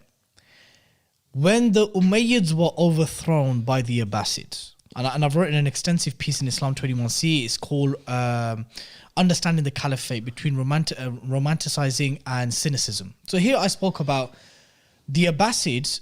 They did khuruj against the Umayyads. Yeah. What is that? If it's not khuruj? Yeah, it's khuruj. But once they had removed the Umayyads and established themselves through force, because we can't say what they did was prophetic, but the thing is, they did it by force. They established themselves, and Ahl Hali wal Aqd and all the entities gave them the bay'ah. Yeah. When the Ottomans defeated the Mamluks in Marj Dabik, Cairo. Yeah, in Cairo in 1517. Yeah. People need to understand that between 1453, actually not 1453, between 1299 to 1517, the Ottomans never said they were khulafa. No. Once they had defeated the Mamluks, forcibly abdicated Mutawakkil III, took him to Istanbul, gave him not a bad soul living, basically stuck it on him, and then they announced Khilafah. Sultan Salim was it? Sultan Salim Yawaz, rahimahullah. So the point I'm trying to make here is that here we have some very rich Islamic, historical examples of where there were khuruj. Because one could argue, bro, that the Ottomans, that you committed khuruj against the existing Abbasid household who the Mamluks were protecting. But what was the Ottoman justification? That the Mamluk leadership had become corrupt. That they weren't ruling by Islam. And they were weak. And they became a vulnerability for the enemies of Islam. That was their maslahah calculus. Exactly. And they moved on them. Were they declared Khariji by the ulama? Of course not. Of course not. They had the obedience of the Ummah for nearly 400 years. So you see the nuances, you can see the conditions, the shurut, you can see how it's categorized, how the powers on the ground, meaning, do you think the Uthmaniyun didn't have ulama with them at the time? Of course they did. I'm just saying, let's throw it out there. Oh, they weren't pseudo-Salafis, let's put it that way. But they didn't have it. They weighed their pros and cons. Okay, you know what? There's the Crusade, because remember, the Crusades were still not going on as they did before. But still excursions by the Russian Empire. Then you had obviously you had threats. The Islamic hudud was always being threatened. Yeah. So, always. So what do? So the Ottomans made a calculated decision, said, you know what? Or even if just say they did it for empire, just throw it out there. It's khuruj, regardless. They did it for Islam. You could say, oh, but they did it because they did it for Islam. But no, just say throw it out there. They just wanted their power. From a secular point of view, it's not even khuruj. No. And even if we were to say the Abbasids who removed the mayor, which is far earlier on, and we would have to assume that around 750 Gregorian calendar time, that they had a far more richer understanding because it was much more closer to the time of the Salaf, right? Yeah. That even when they removed the Umayyads from power, that was khuruj, bro. Do you understand? Shall I give you some classical opinion on this? Like we're talking on the topic. This is Mughni al-Muhtaj by Ibn al-Sharbini, sorry. And I'll just translate it. He says, the rebels. Now we're talking about the rebels because we're on the topic of the Ottomans going out and taking over the Mamalik at the time. He says, the rebels are those Muslims who have gone against the head of state, even if he's oppressive, and the rulers are just, according to Al-Qaffal. However, Ibn al-Qushayri transmits from the majority of the Shafi'iyah, because Khatib al-Sharbini was Shafi'i. He says, the majority of the Shafi'iyah transmit to the majority, that which is in Ar-Rawda, meaning Imam Nawawi's book, that the rebels, that they are rebels only, listen to this, if the head of state is just. So what if the head of state is not just? It's not. They're not rebels. It's not rebels. They're qawmun min al-haq, like I mentioned before. The good folk. Let's carry on. He says, likewise, this is a criteria, like we just mentioned, in which is my Imam Shafi'i. So now we got president from the Salaf now. Let's carry on. The evidence now about khuruj now. This is Imam Nawawi. We want to be transparent and we want to be very fair of course. In our transmission. Of course. Now he mentions the evidence that is cited is a statement of the author, Imam Nawawi, in the commentary of Sahih Muslim, that rebelling against the head of state is impermissible according to the consensus of the Muslims. Now Imam Nawawi, I think, was in the 7th or 8th century. And he did cite an ijma'. Listen to this. So Khatib al-Sharbini is in the 9th century. So if there's an ijma' stated by Imam Nawawi, then that would be binding, wouldn't it? Into the 9th century. Absolutely. Because it's after, it's ijma', everyone's agreed. Of course. Listen to this. Rebelling against the head of state and fighting them is impermissible according to the ijma' of the Muslim, consensus of the Muslim. However, this consensus has been disputed. Why? So it's disputed. But why is it disputed? Because of the rebellion of Al-Hussain against Yazid. And the rebellion of Zubair against the Abdullah bin Zubair against Abdul Malik bin Marwan, and they were both supported by a huge number of the Salaf. There you go. Classical. We give you classical. Mine and Dilly's opinion. Oh, the Ottomans. We've given you classical sources that the rebels are what? Are only rebels if the head of state is just. So why if he's not just? Moving towards kind of the concluding topic of today's podcast, and it's still very much linked to everything that we've discussed. And that is the birth of the Wahhabi movement, or the early Najd movement, or whatever various words people use. It's still collected, isn't it? So I mean, talking on the issue of khuruj, talking about the issue of rebellion and legitimacy of rulers, etc. There was in the middle to late 18th century, there was an alliance formed by a sheikh called Muhammad ibn Abd al-Wahhab and the Al-Saud household, right? And this was no doubt a theological and political movement. You cannot deny this. Very politically motivated. And which then transpired into the first rebellion of 1811 of the Al-Saud against the Ottomans, the Ottoman Caliphate. And that's what it was. Let's not deny it. It was khuruj against a legitimate standing caliphate. With their flaws and with their errors. With their flaws and errors. No. But Habib, we know this, that even after Khulafa al-Rashida, this was... Oh, it's tyrannical. As the Prophet said, there'll be issues. تَكُونَ فِيكُمْ نَبُوَّةٌ. There will be a nubuwwah amongst you. And then Allah will raise it. And then there will be a Malik al-A'adha. There will be like a succession kingship. Malik al-Jabariyah. And then ثُمَّ تَكُونَ الْخِلَافَةَ عَلَى مِنْهَاجِ النُّبُوَّةِ. And then it carries on. Or كَمَا قَالَ So here we have to now look at this issue where many brothers from that kind of persuasion will say, well, hold on here. The Ottomans were a bunch of grave worshipping, tasawwufi, kind of very Khurafi. Mash up aqidah, mash up theology, mash up everything. No different to the pagans. Basically in essence, right? So therefore I don't hear these brothers cite these things, but they mention it. It's a clear justification. It's basically setting the basis for what you're gonna end up saying. What ends up happening then is obviously we have to then look at this issue of the 1811 rebellion. Was there advice and nasiha given to the Khalifa in Istanbul? What was the kufr buahan that was committed by the Khalifa of the Ottoman state? Do you know who that was, by the way, at that time, 1811? Well, I know that Muhammad Ali Pasha, rahimahullah, The viceroy in he was basically the kind of We'll get to that. yeah, he was the de facto governor, but he was kind of a power in and of himself, but he was still by extension part of the Ottoman state. Okay. But the point I'm trying to make here is that many would argue that no, the Al-Saud did not commit rebellion. They did not do khuruj. And it certainly wasn't justified by the theological and legal position of Muhammad ibn Abd al-Wahhab. Now, I find this very problematic. I find it problematic for the following reasons. Number one, I have spoken to many of my teachers in Istanbul who have access to Ottoman documents. I remember this, we're talking 1811 here.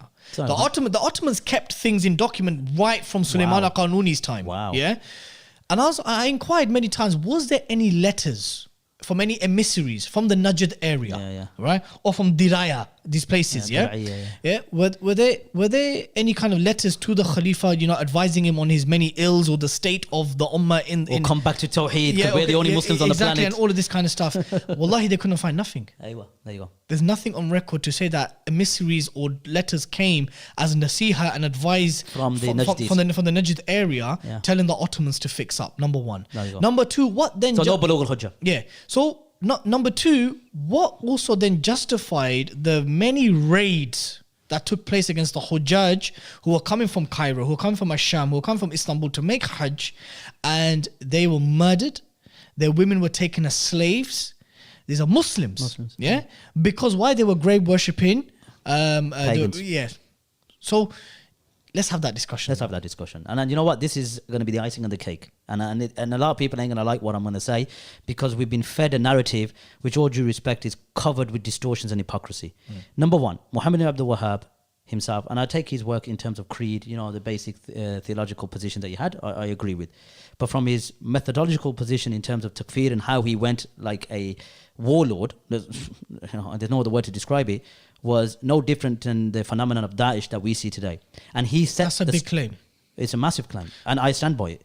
We'll assess that in a bit. We'll assess that. So let's now go back. I'm sure you got time, my brother Dilly. I do. And for you probably always. pop another Coke for me, and we'll. That would have been for you always. Go on. So let's start up and let's go into the early life of Muhammad ibn Abd al-Wahhab, because we've got a lot of time. Let's now fast forward. Let's present context, which they don't do, and we're going to do that today. Muhammad ibn Abd al-Wahhab was born, in Uyayna, and when he was born, he was taught by his father. The early interaction that he had, remember, he was living in an area where the Ottomans didn't really have any control. Let's be fair. Yeah, they had influence, but the tribes were really ruling, and the Ottomans really had their eyes over these particular rulers. This is what you call in English suzerainty. So what the Ottomans do is they'll have authority, but they'll give that power to local tribes. Exactly, and they report back. Yeah, they report back. Exactly, collect the zakat or whatever. Yeah. Muhammad ibn Abd al-Wahhab went to Basra. Now, Basra was under the control of the Ottoman Empire at that time. It was indeed. The European colonialists didn't really arrive until like the middle of the 18th century, if not near the end.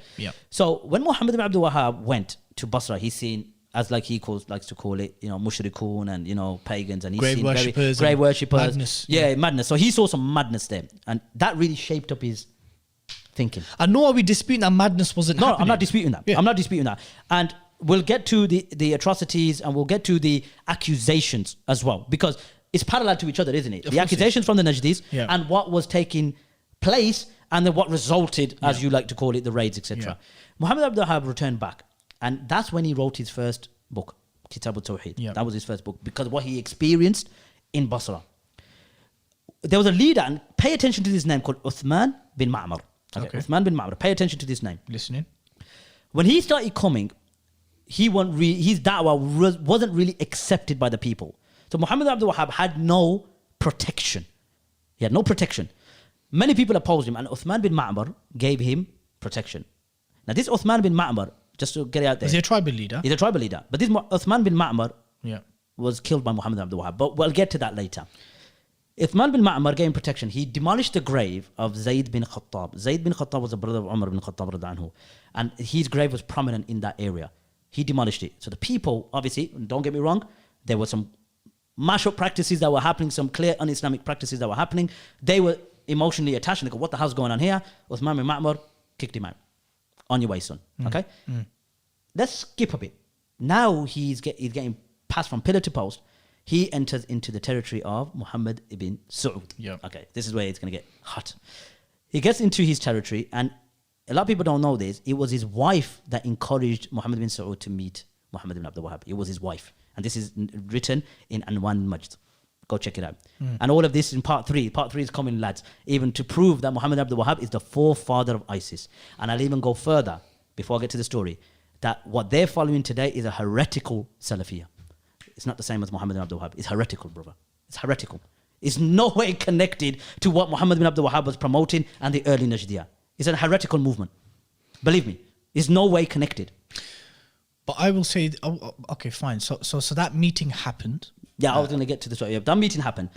Wallahi al-azim, when you read the exchange between them two, Wallah, Romeo and Juliet. It's a lot. Oh, yeah. I'm going to get to in part 3. Wallah, I was reading it. I was crying. Yeah. No, What a story. It was a match made It was in a match made in heaven. Wallah Yeah. al-azim, no, obviously Juliet or Romeo didn't poison themselves, but Wallah, it melts the heart. It melts the heart. Anyway, what happened then? Muhammad ibn Wahhab, this is now, wrote letters to the tribes in Central Arabia. Yeah. Calling them back to Tawheed. Going back to Tawheed and your mushriks and this, that. Now, naturally, Muhammad ibn Wahhab believes that's it. It's done. I've done my Balugh al-Hujjah, I've done my Aqam al-Hujjah, and then he started al-Ghazawat. He started the jihad, okay? Because he was fighting al-Mushrikun. But it's also too important, brother, and I have to keep saying this. Go for it. There is no records currently that exists, and none that I've read from my extensive reading into Ottoman history. No, I'm not talking about period. Ottoman history. No, I'm talking about that even when those Ghazawat began with those different various Arab tribes within the peninsula. There were no letters. There were no letters. And he was politically motivated, brother. There's no letters. There was no, when we hear very commonly, don't criticize the ruler, give nasiha privately, Hold him by the hand. Hold him by the hands, tell him nicely. There was none of this. None of that. There was none of that. Okay, so then they started pillaging tribes, started pillaging, killing, slaughtering, and I've done a 2-part series on it. You've watched it. So Muhammad ibn Wahhab declared those around him to be mushrikeen and polytheists. Muhammad ibn Wahhab met Muhammad bin Saud in 1165, and it's documented in the book. That was 1165. 18th. Oh, you're talking about Hijri. I'm talking Hijri, sorry. So that would have been, I don't know the Hijri calendar. Yeah. 1165. From 1165 all the way to 1206, they pillaged. They slaughtered. It was a they bloodbath. killed. It was a bloodbath. Under the pretext that they were mushrikun. Now they argue. I've heard this argument now, even from the ones who are quite mellow, by the way, because the spiritual godfathers, Muhammad ibn Abd, so they got to defend him at all costs. You know what they say? It was his. Abu Bakr fought the Murtaddun. Okay, well let me just nip that one in the bud. Yeah, okay. First and foremost, yeah. Those grave worshipping mushrikun who were actually realistically were Muslims. They may have been misguided, but to kind of have a generic takfir and to excommunicate them in such vast numbers. You have to remember that Abu Bakr radiallahu anhu, when he dealt with the murtadin of the time, that's because he did not differentiate between the salah and the zakah. These are people who were paying zakah to the Ottoman state. Thank you. These are people who were paying. They were fulfilled. And there were 1,000 years in Islam, by the way. And the Murtadun Abu Bakr were recently converted Muslims. And there were people who and they were given allegiance to false prophets at that time. At that time as well. Yeah. So that's just some madness. Just some madness. But the argument I have heard is that this was Muhammad ibn Abd Wahhab's ijtihad based on what was apparent in terms of practices that had become very prevalent in the peninsula. Okay. But even then, I find it so difficult to understand how that could justify the death and destruction that took place. Okay. Let me give you one example to sort of highlight the massacres, and like I'd like to call it, him being the forefather of ISIS. Let me just give you one example that will shock you to your core, from their own books, from their own testimony. There was a tribe, 2 tribes in fact, and they were Murtadun, as they were. Because Muhammad ibn Wahhab and the early Najdiyah were the only Muslims on the planet. I'm going to get to 1811, we're going to get to that as well. So don't worry about it. We're going to just, because what we want to do, we want to show you the reality on the ground during his time. And the backdrop. So you can't separate him from the atrocities that happened after his death. Because he laid down the foundation. Of course. You understand? It's the same way you could say Zarqawi laid down the foundation for ISIS. Exactly. Yeah. So Muhammad ibn Wahhab, there was a tribe that came and they were Murtadun. Obviously, they were Murtad. So they wanted to enter Islam. So Muhammad ibn Wahhab got very happy. Okay? Got very happy and said, MashaAllah, alhamdulillah. So he said, okay. He sent this one person with him and said, go teach him the Tawheed and the Ahkam. Now the new Muslims, we need to teach them Because we're the only Muslims, they have to learn the Islam, basics again. our Islam. You know, we are the Muslims, so they got to learn the Islam according to us. They went to that tribe. This person went to that tribe, taught them the ahkam and the tawheed. So, naturally speaking, if someone teaches the ahkam and tawheed, you would be upon Islam and upon the deen. 6 months later, they apostated. God knows how. They just apostated. You know what happened? Abdul Aziz bin Muhammad bin Saud. So he's the son of Muhammad bin Saud, who is the son-in-law of Muhammad ibn Abd who married his daughter. He sent someone and slaughtered this tribe. And he says in the book, وَكَانَ قَتْلٌ كَثِيرٌ. There was loads of killing. So they naturally been slaughtered now. They go, look, we want to enter Islam again. You know, we've been slaughtered. Guess what happens? He brings them back, Abdul Aziz, who's the son-in-law of Muhammad ibn Abd brings his tribes, whoever were alive at that time, and said, you want to enter Islam? They go, yes, we want to enter Islam. He goes, all right, you know what you need to do? You should pay me 3,000 riyals. And because you can't afford it, you have to pay me 1,000 up front. So you're trying to tell me now. Where's this cited? This is in Anwan and Majd. No, Tariq al-Najd by Ibn Ghannam. Go check it out. It's on my video. That's one example. Now, Muhammad ibn Abd was alive at that time. He sent the person to teach him Tawheed and Ahkam. How did they suddenly become Murtadun 6 months later? What, did they just worship? Did they see? Because remember, there was no social media at that time. So how did they become Murtadun? Was there another letter, like we were talking about the letters? Was there another letter sent to them and saying, hold on, you become Murtadun again? It's very likely they would have received some news of Hearsay. some hearsay or something that's happened. Or and again, it could be that they weren't worshipping trees and stones. They just basically wanted to expand. They thought, you know what, now's a perfect opportunity. Let's go slaughter them. So you'll even find it in Islam Q&A. Sheikh Munajjid, I believe. Allah hasten his release. Yeah, I mean, I believe I think this is perhaps one of the best positions you can possibly take if you come from that persuasion. He reaffirmed that the Ottomans were indeed a legitimate caliphate. No doubt. Yeah. But they had theological positions which they allowed to become prevalent in certain parts of the state, which was without ignorance and which without a shadow of a doubt was heretical according to that kind of theological understanding, right? But he posited something that, look, is it Diriyya or how do you pronounce it? Dirayya or Diriyya? Dara'iyya, yeah? Dara'iyya. So he said Dara'iyya and Najd was never under the control of the Ottomans. So it wasn't khuruj in that regard. Yeah. But I guess the point I'm trying to make is that because it was an expansionist state, of course, it was going to be khuruj at some point eventually, or another. Laid the foundation, like I said before. To 1811. 1811. Now, Muhammad ibn Abd died in 1206. Again, Hijri. 1792 Gregorian. Okay, you keep the Gregorian, I'll keep the Hijri. Yeah. So, like I mentioned before, Abdul Aziz was the son-in-law of Muhammad ibn Abd who married his daughter. Yeah. Abdul Aziz had a son. I think he's called Saud. This guy makes Abu Bakr al-Baghdadi, puts him to shame. We're going to get to him. Yeah. So you guys know about this. Let me tell you, they know about it, akhi. Muhammad ibn Abd passed away. Now, you do know when they went to Iraq and they went to Basra and they went to Karbala.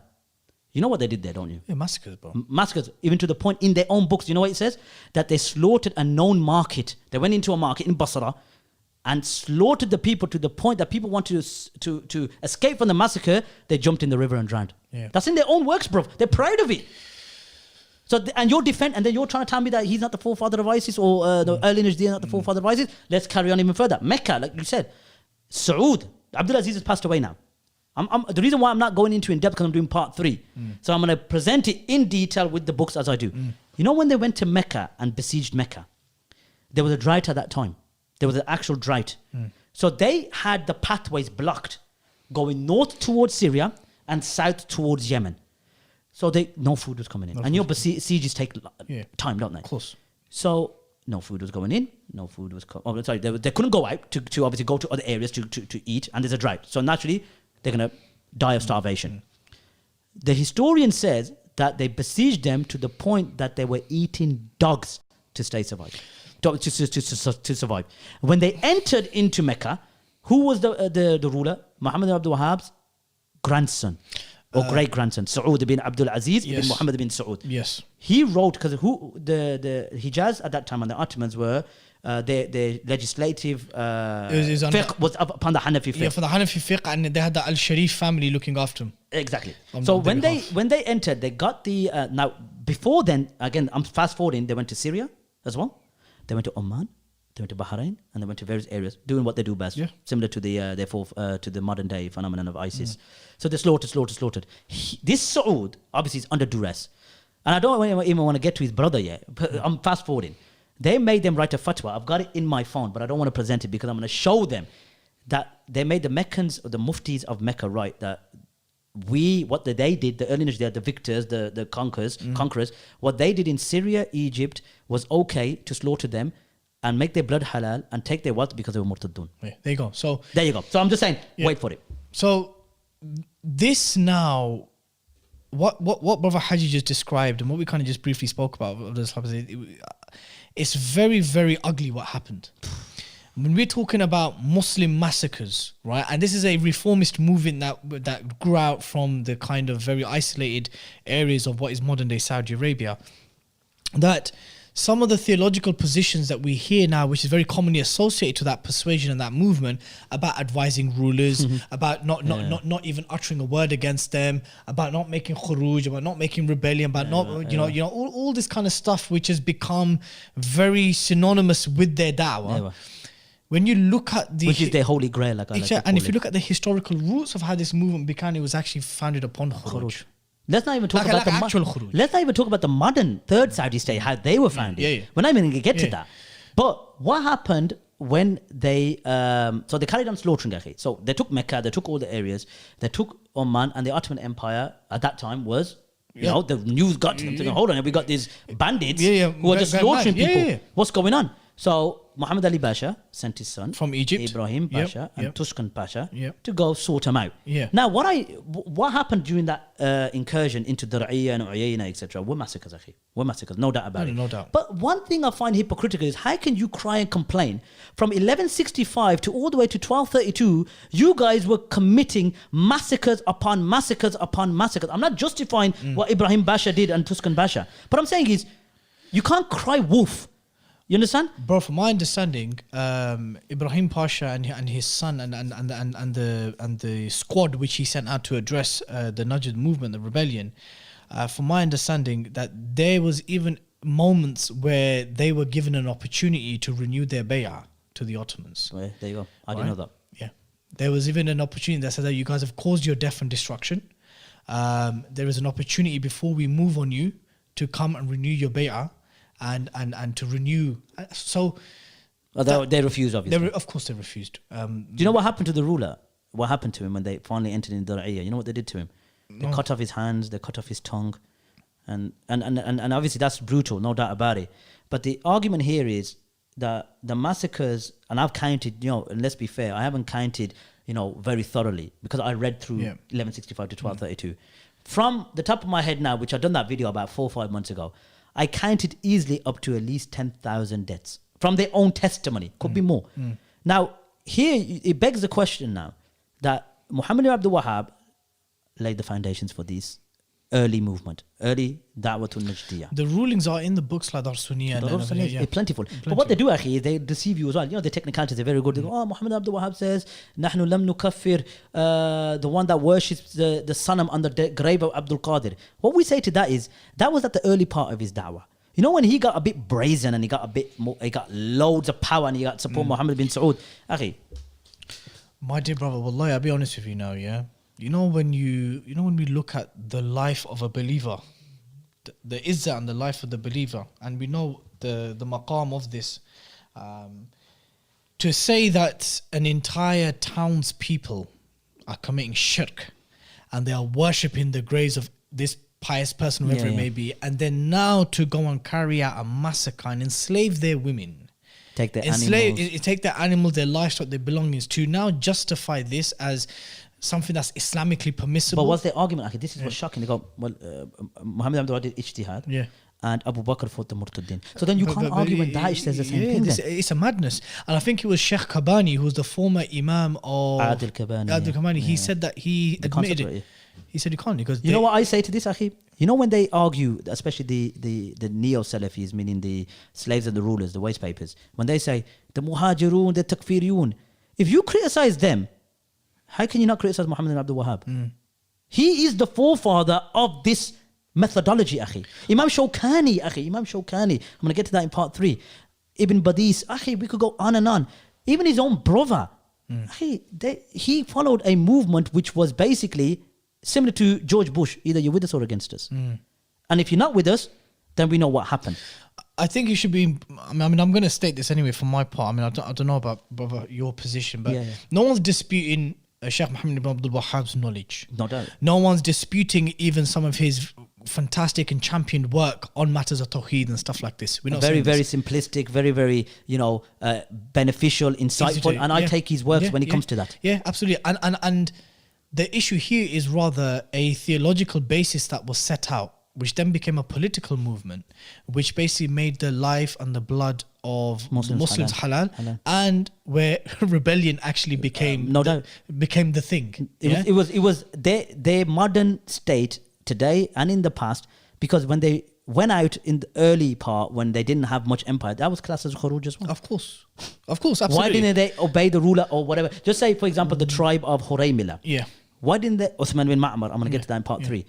Why didn't they write to him and take him by the hand and advise him privately? And because remember, Uthman bin Ma'mar weren't doing shirk or kufr, akhi. Just remember that point. He was not doing shirk or kufr. So what happened to all the ahadith about obeying the ruler?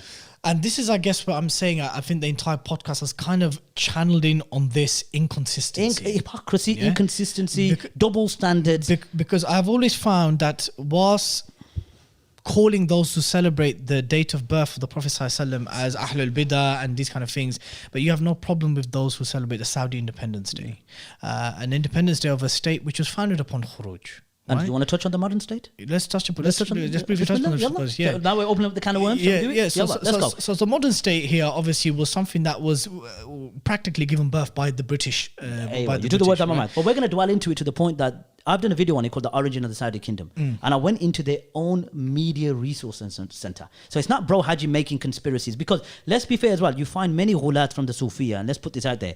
When they mention Muhammad ibn Abd al-Wahhab, they come out with ridiculous conspiracies. For example, I've heard Muhammad ibn Abd al-Wahhab supported Lawrence of Arabia. I've heard that. Completely two different errors, not even connected. But because they got this partisan and fanaticism, the truth is basically blinded to them. Whereas me coming from an Athari background, who takes Muhammad ibn Abd al-Wahhab's works, who benefited from Muhammad ibn Abd al-Wahhab's works, and even encourages those to read those books, I'm being extremely fair and partial and said he's not above criticism. He's not above criticism. But let's go to the modern state now. There was a tribe, and you're very, very familiar with history, and you'll agree with me.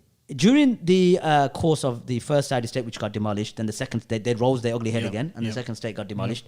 There was a dynasty called Al-Rashidiyya. The Al-Rashidiyya, they were the main Ottoman family on behalf of the allies. In Central Arabia. So they were ruling in that part. Muhammad ibn Abdul Aziz bin Saud basically was exiled to Kuwait. Okay, he was in Kuwait.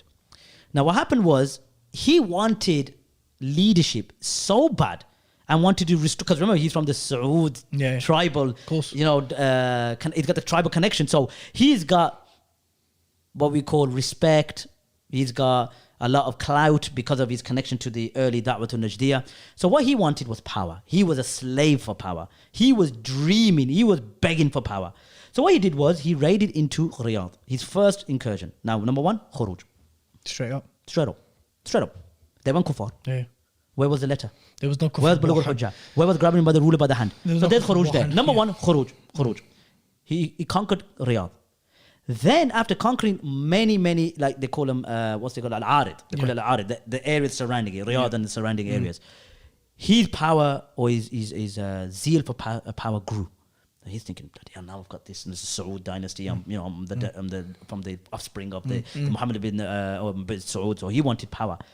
So during that time, 1882, 1883, the British were very much, influential in Egypt and in Kuwait.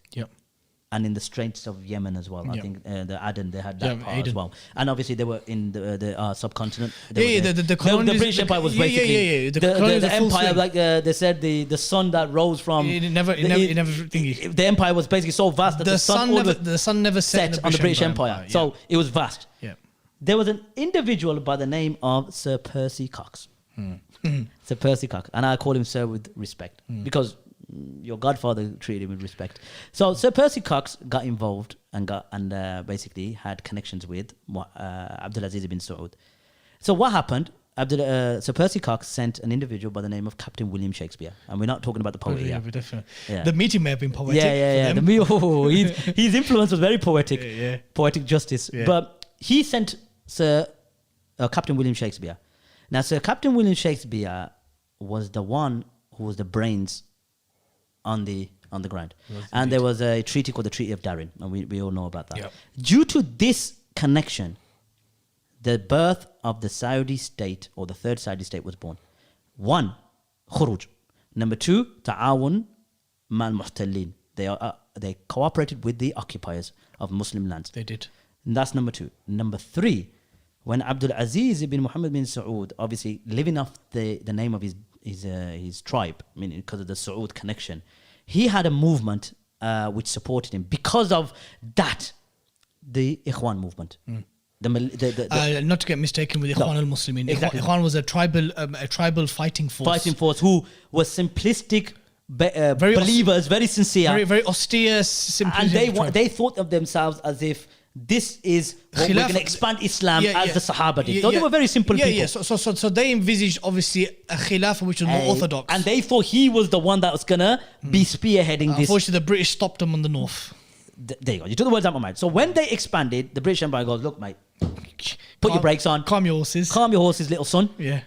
You're our puppy. You're our little pet. Stroke him. Let it take tail waggle. Yeah. And they go, stop there. So the Ikhwan naturally, obviously said, okay, now we're going to Iraq. Now our time to go. Because they were warriors who were, according to them, were spreading a version of Islam. And because everyone else was murtadun to a certain extent. Yeah. So Abdul Aziz basically said, no, it's not happening. I heard an account where he killed him off, Yeah, he killed him off. But there's an account where one of the Ikhwan, he was telling them about the British where they had planes. And he was explaining it to them. Look, they got planes, they got this. So they said, look, it's a lot. Again, we don't want to get into the Athari Ashari thing. But they said, look, okay, there's planes and stuff. Remember, that's a new phenomenon back then. Huge, like things in the sky and you're looking and it's dropping bombs. It's like, for us now, it's like, it's Concorde, this private jets. But back then, it's like a scientific, invention that none of us ever saw, or that time anyway. So they said, all right then, but is Allah above those planes? That's how simplistic they were. They go, is Allah above those planes? He goes, yeah. He goes, no problem, let's carry on. He basically knew that these people ain't gonna stop. Yeah. So the only way, and they recognize his treachery. They obviously eventually clocked on that this guy, all of the statements about Saud and Islam and, Quran and Sunnah, ala fahm as-salaf as-salih, it's all lip service. It was all just to get his dynasty what his ancestors had before. And you have to remember, this reminds me of the hadith of the Prophet ﷺ when Abu Sufyan went to Heraclius. And he wanted, obviously, I don't know the full context, obviously, why he went, but he asked him a few questions. You know the hadith, and he goes about the testimony at the test, and he goes, did he have a kingdom before him? No. And when he answered all those questions, he goes, no, because the reason why I asked you that is because maybe he would want what his ancestors had before. And then the hadith ends by saying, I will wash his feet. But he presented Islam to his people and his people didn't accept. Yeah. But this is the point. So the Ikhwan got, like you said, got destroyed. So the same people, look at the treachery of this man. The same people that gave him or even fought for him and gave their life and blood for this state, he ended up finishing them off. Khuruj and allying with the British. I would even go as far as to say, and just bring the podcast to a close now, Jazakumullah khair for that very quick history. No, it's brief. I would even go as far as to say that this has been an ongoing struggle between the Saudi political establishment and the Saudi religious establishment. In that every other year, or there has always been a consistent level of ulama within Saudi Arabia since its inception, who have always kind of played this role that we really should be doing more.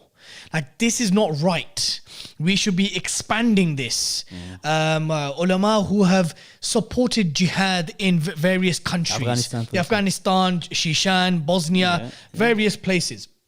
I believe that Saudi will and always will have, if for as long as it remains, it will always have a struggle between those people of knowledge who still believe in that dream of Muhammad ibn Abd al-Wahhab and Al-Saud from the very day dot, that they still believe that there should be a fulfillment of that vision.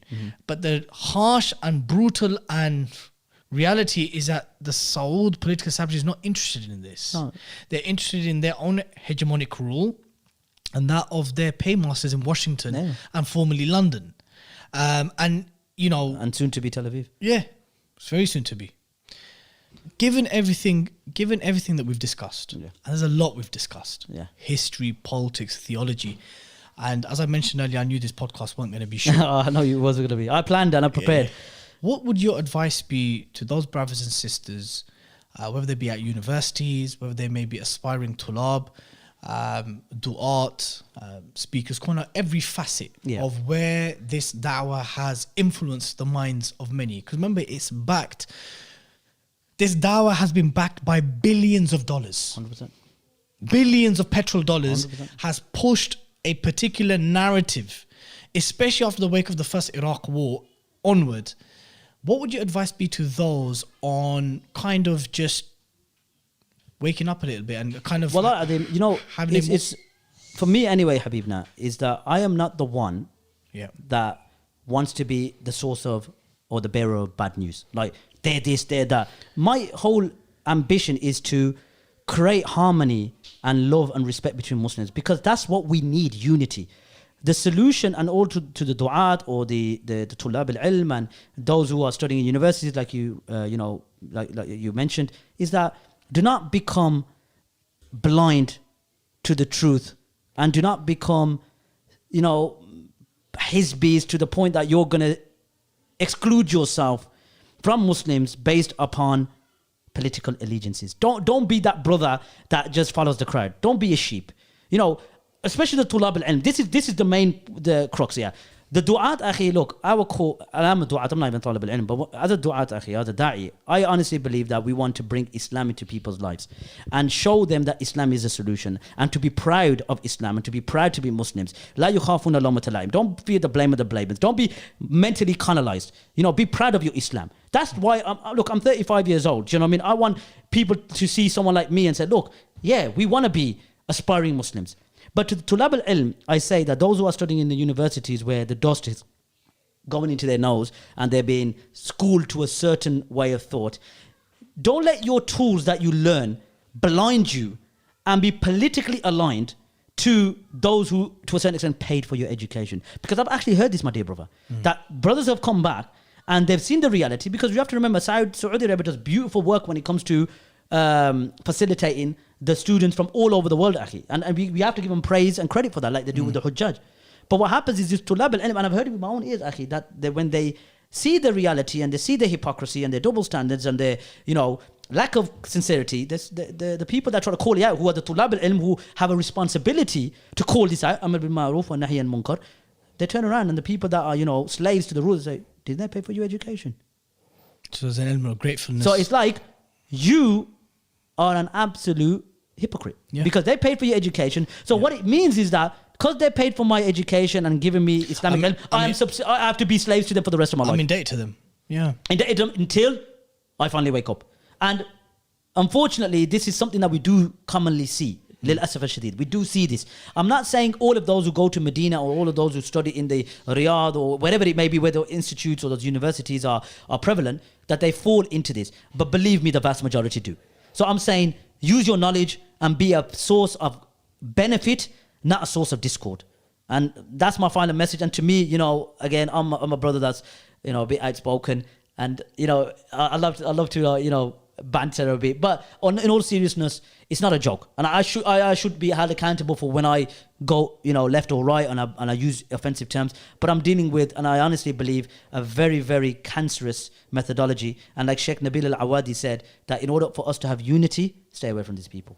And that's my final message. Jazakumullah khairan. Let me just give some concluding advice as well. Brothers and sisters, we spoke about various issues today. And in fact, no 2-3 hour podcast will ever do justice to the years of work and human hours spent by people of knowledge in these areas pertaining to the legitimacy of rule, the establishment of Allah's deen on earth, the Sharia, Khalifa, Khulafa, Khilafa, rebellion, obedience. These are very, very, big and deep and extensive issues.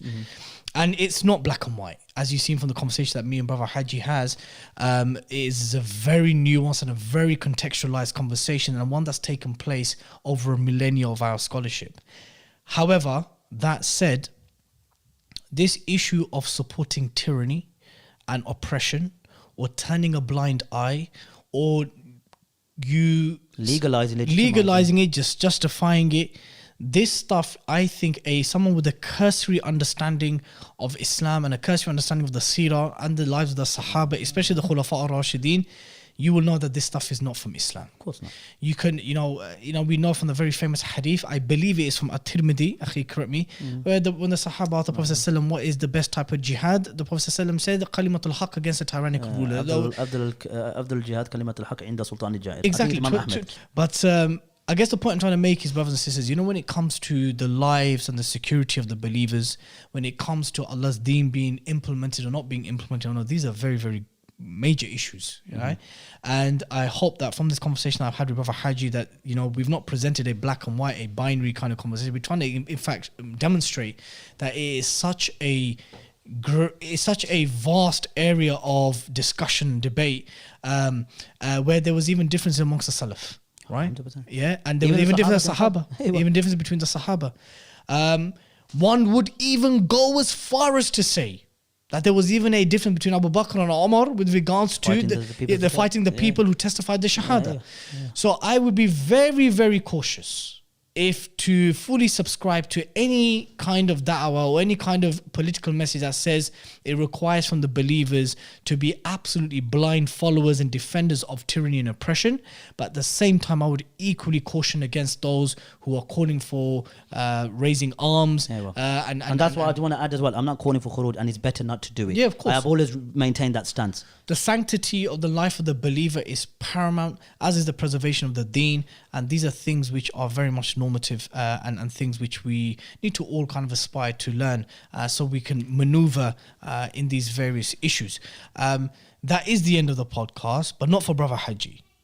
Not for Brother Haji. No. I'm still ticking. Okay, you're still ticking.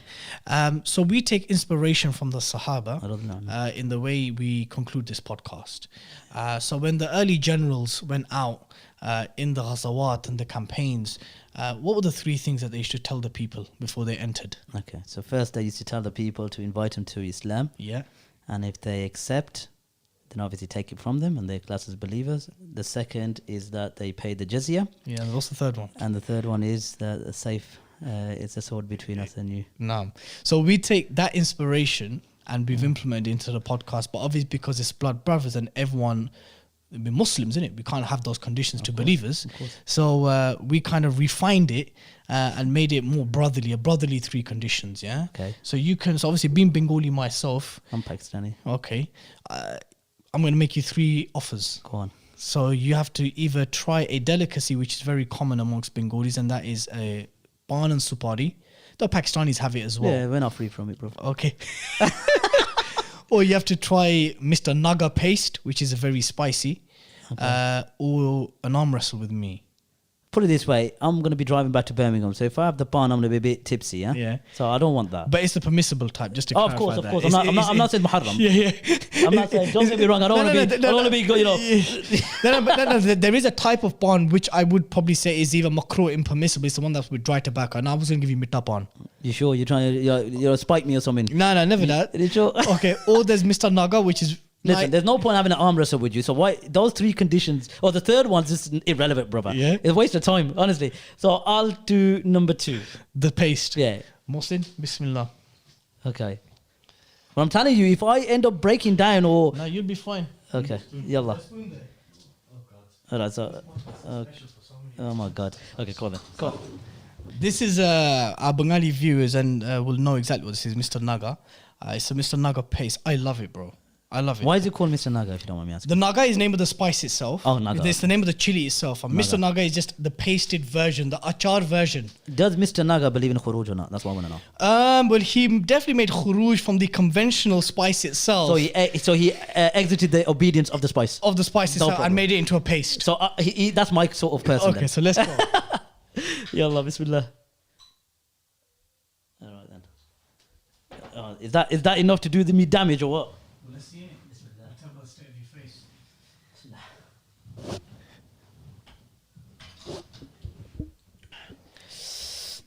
Being a Pakistani background, I'm kind of accustomed or climatized to spices. So whilst it is spicy, it's not doing me any harm. Really? I could take another spoon of that. Take another spoon then. Honestly.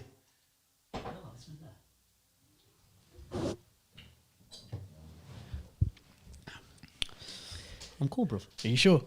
I'm cool. I can feel the tingle. Don't get me wrong. It's there. Okay. But it's not like where. Huh? It's not. Yallah, give me three. Listen, Give me three. Look, I'm rebelling against my own desires. And they're getting bigger and bigger. Look at that. I can hear Haji going. Now the third one's getting to me. Okay, alhamdulillah. Now the third one is getting to me. But I could even force a fourth one. No, allow the fourth. I could force a fourth one. No. Yallah, go on. Yallah. Bro, I told you I'm a Pakistani descent, actually. Come on, make it bigger. Make it bigger. I'm trying to save something for myself. No, bro. Mr. Naga, me, cool.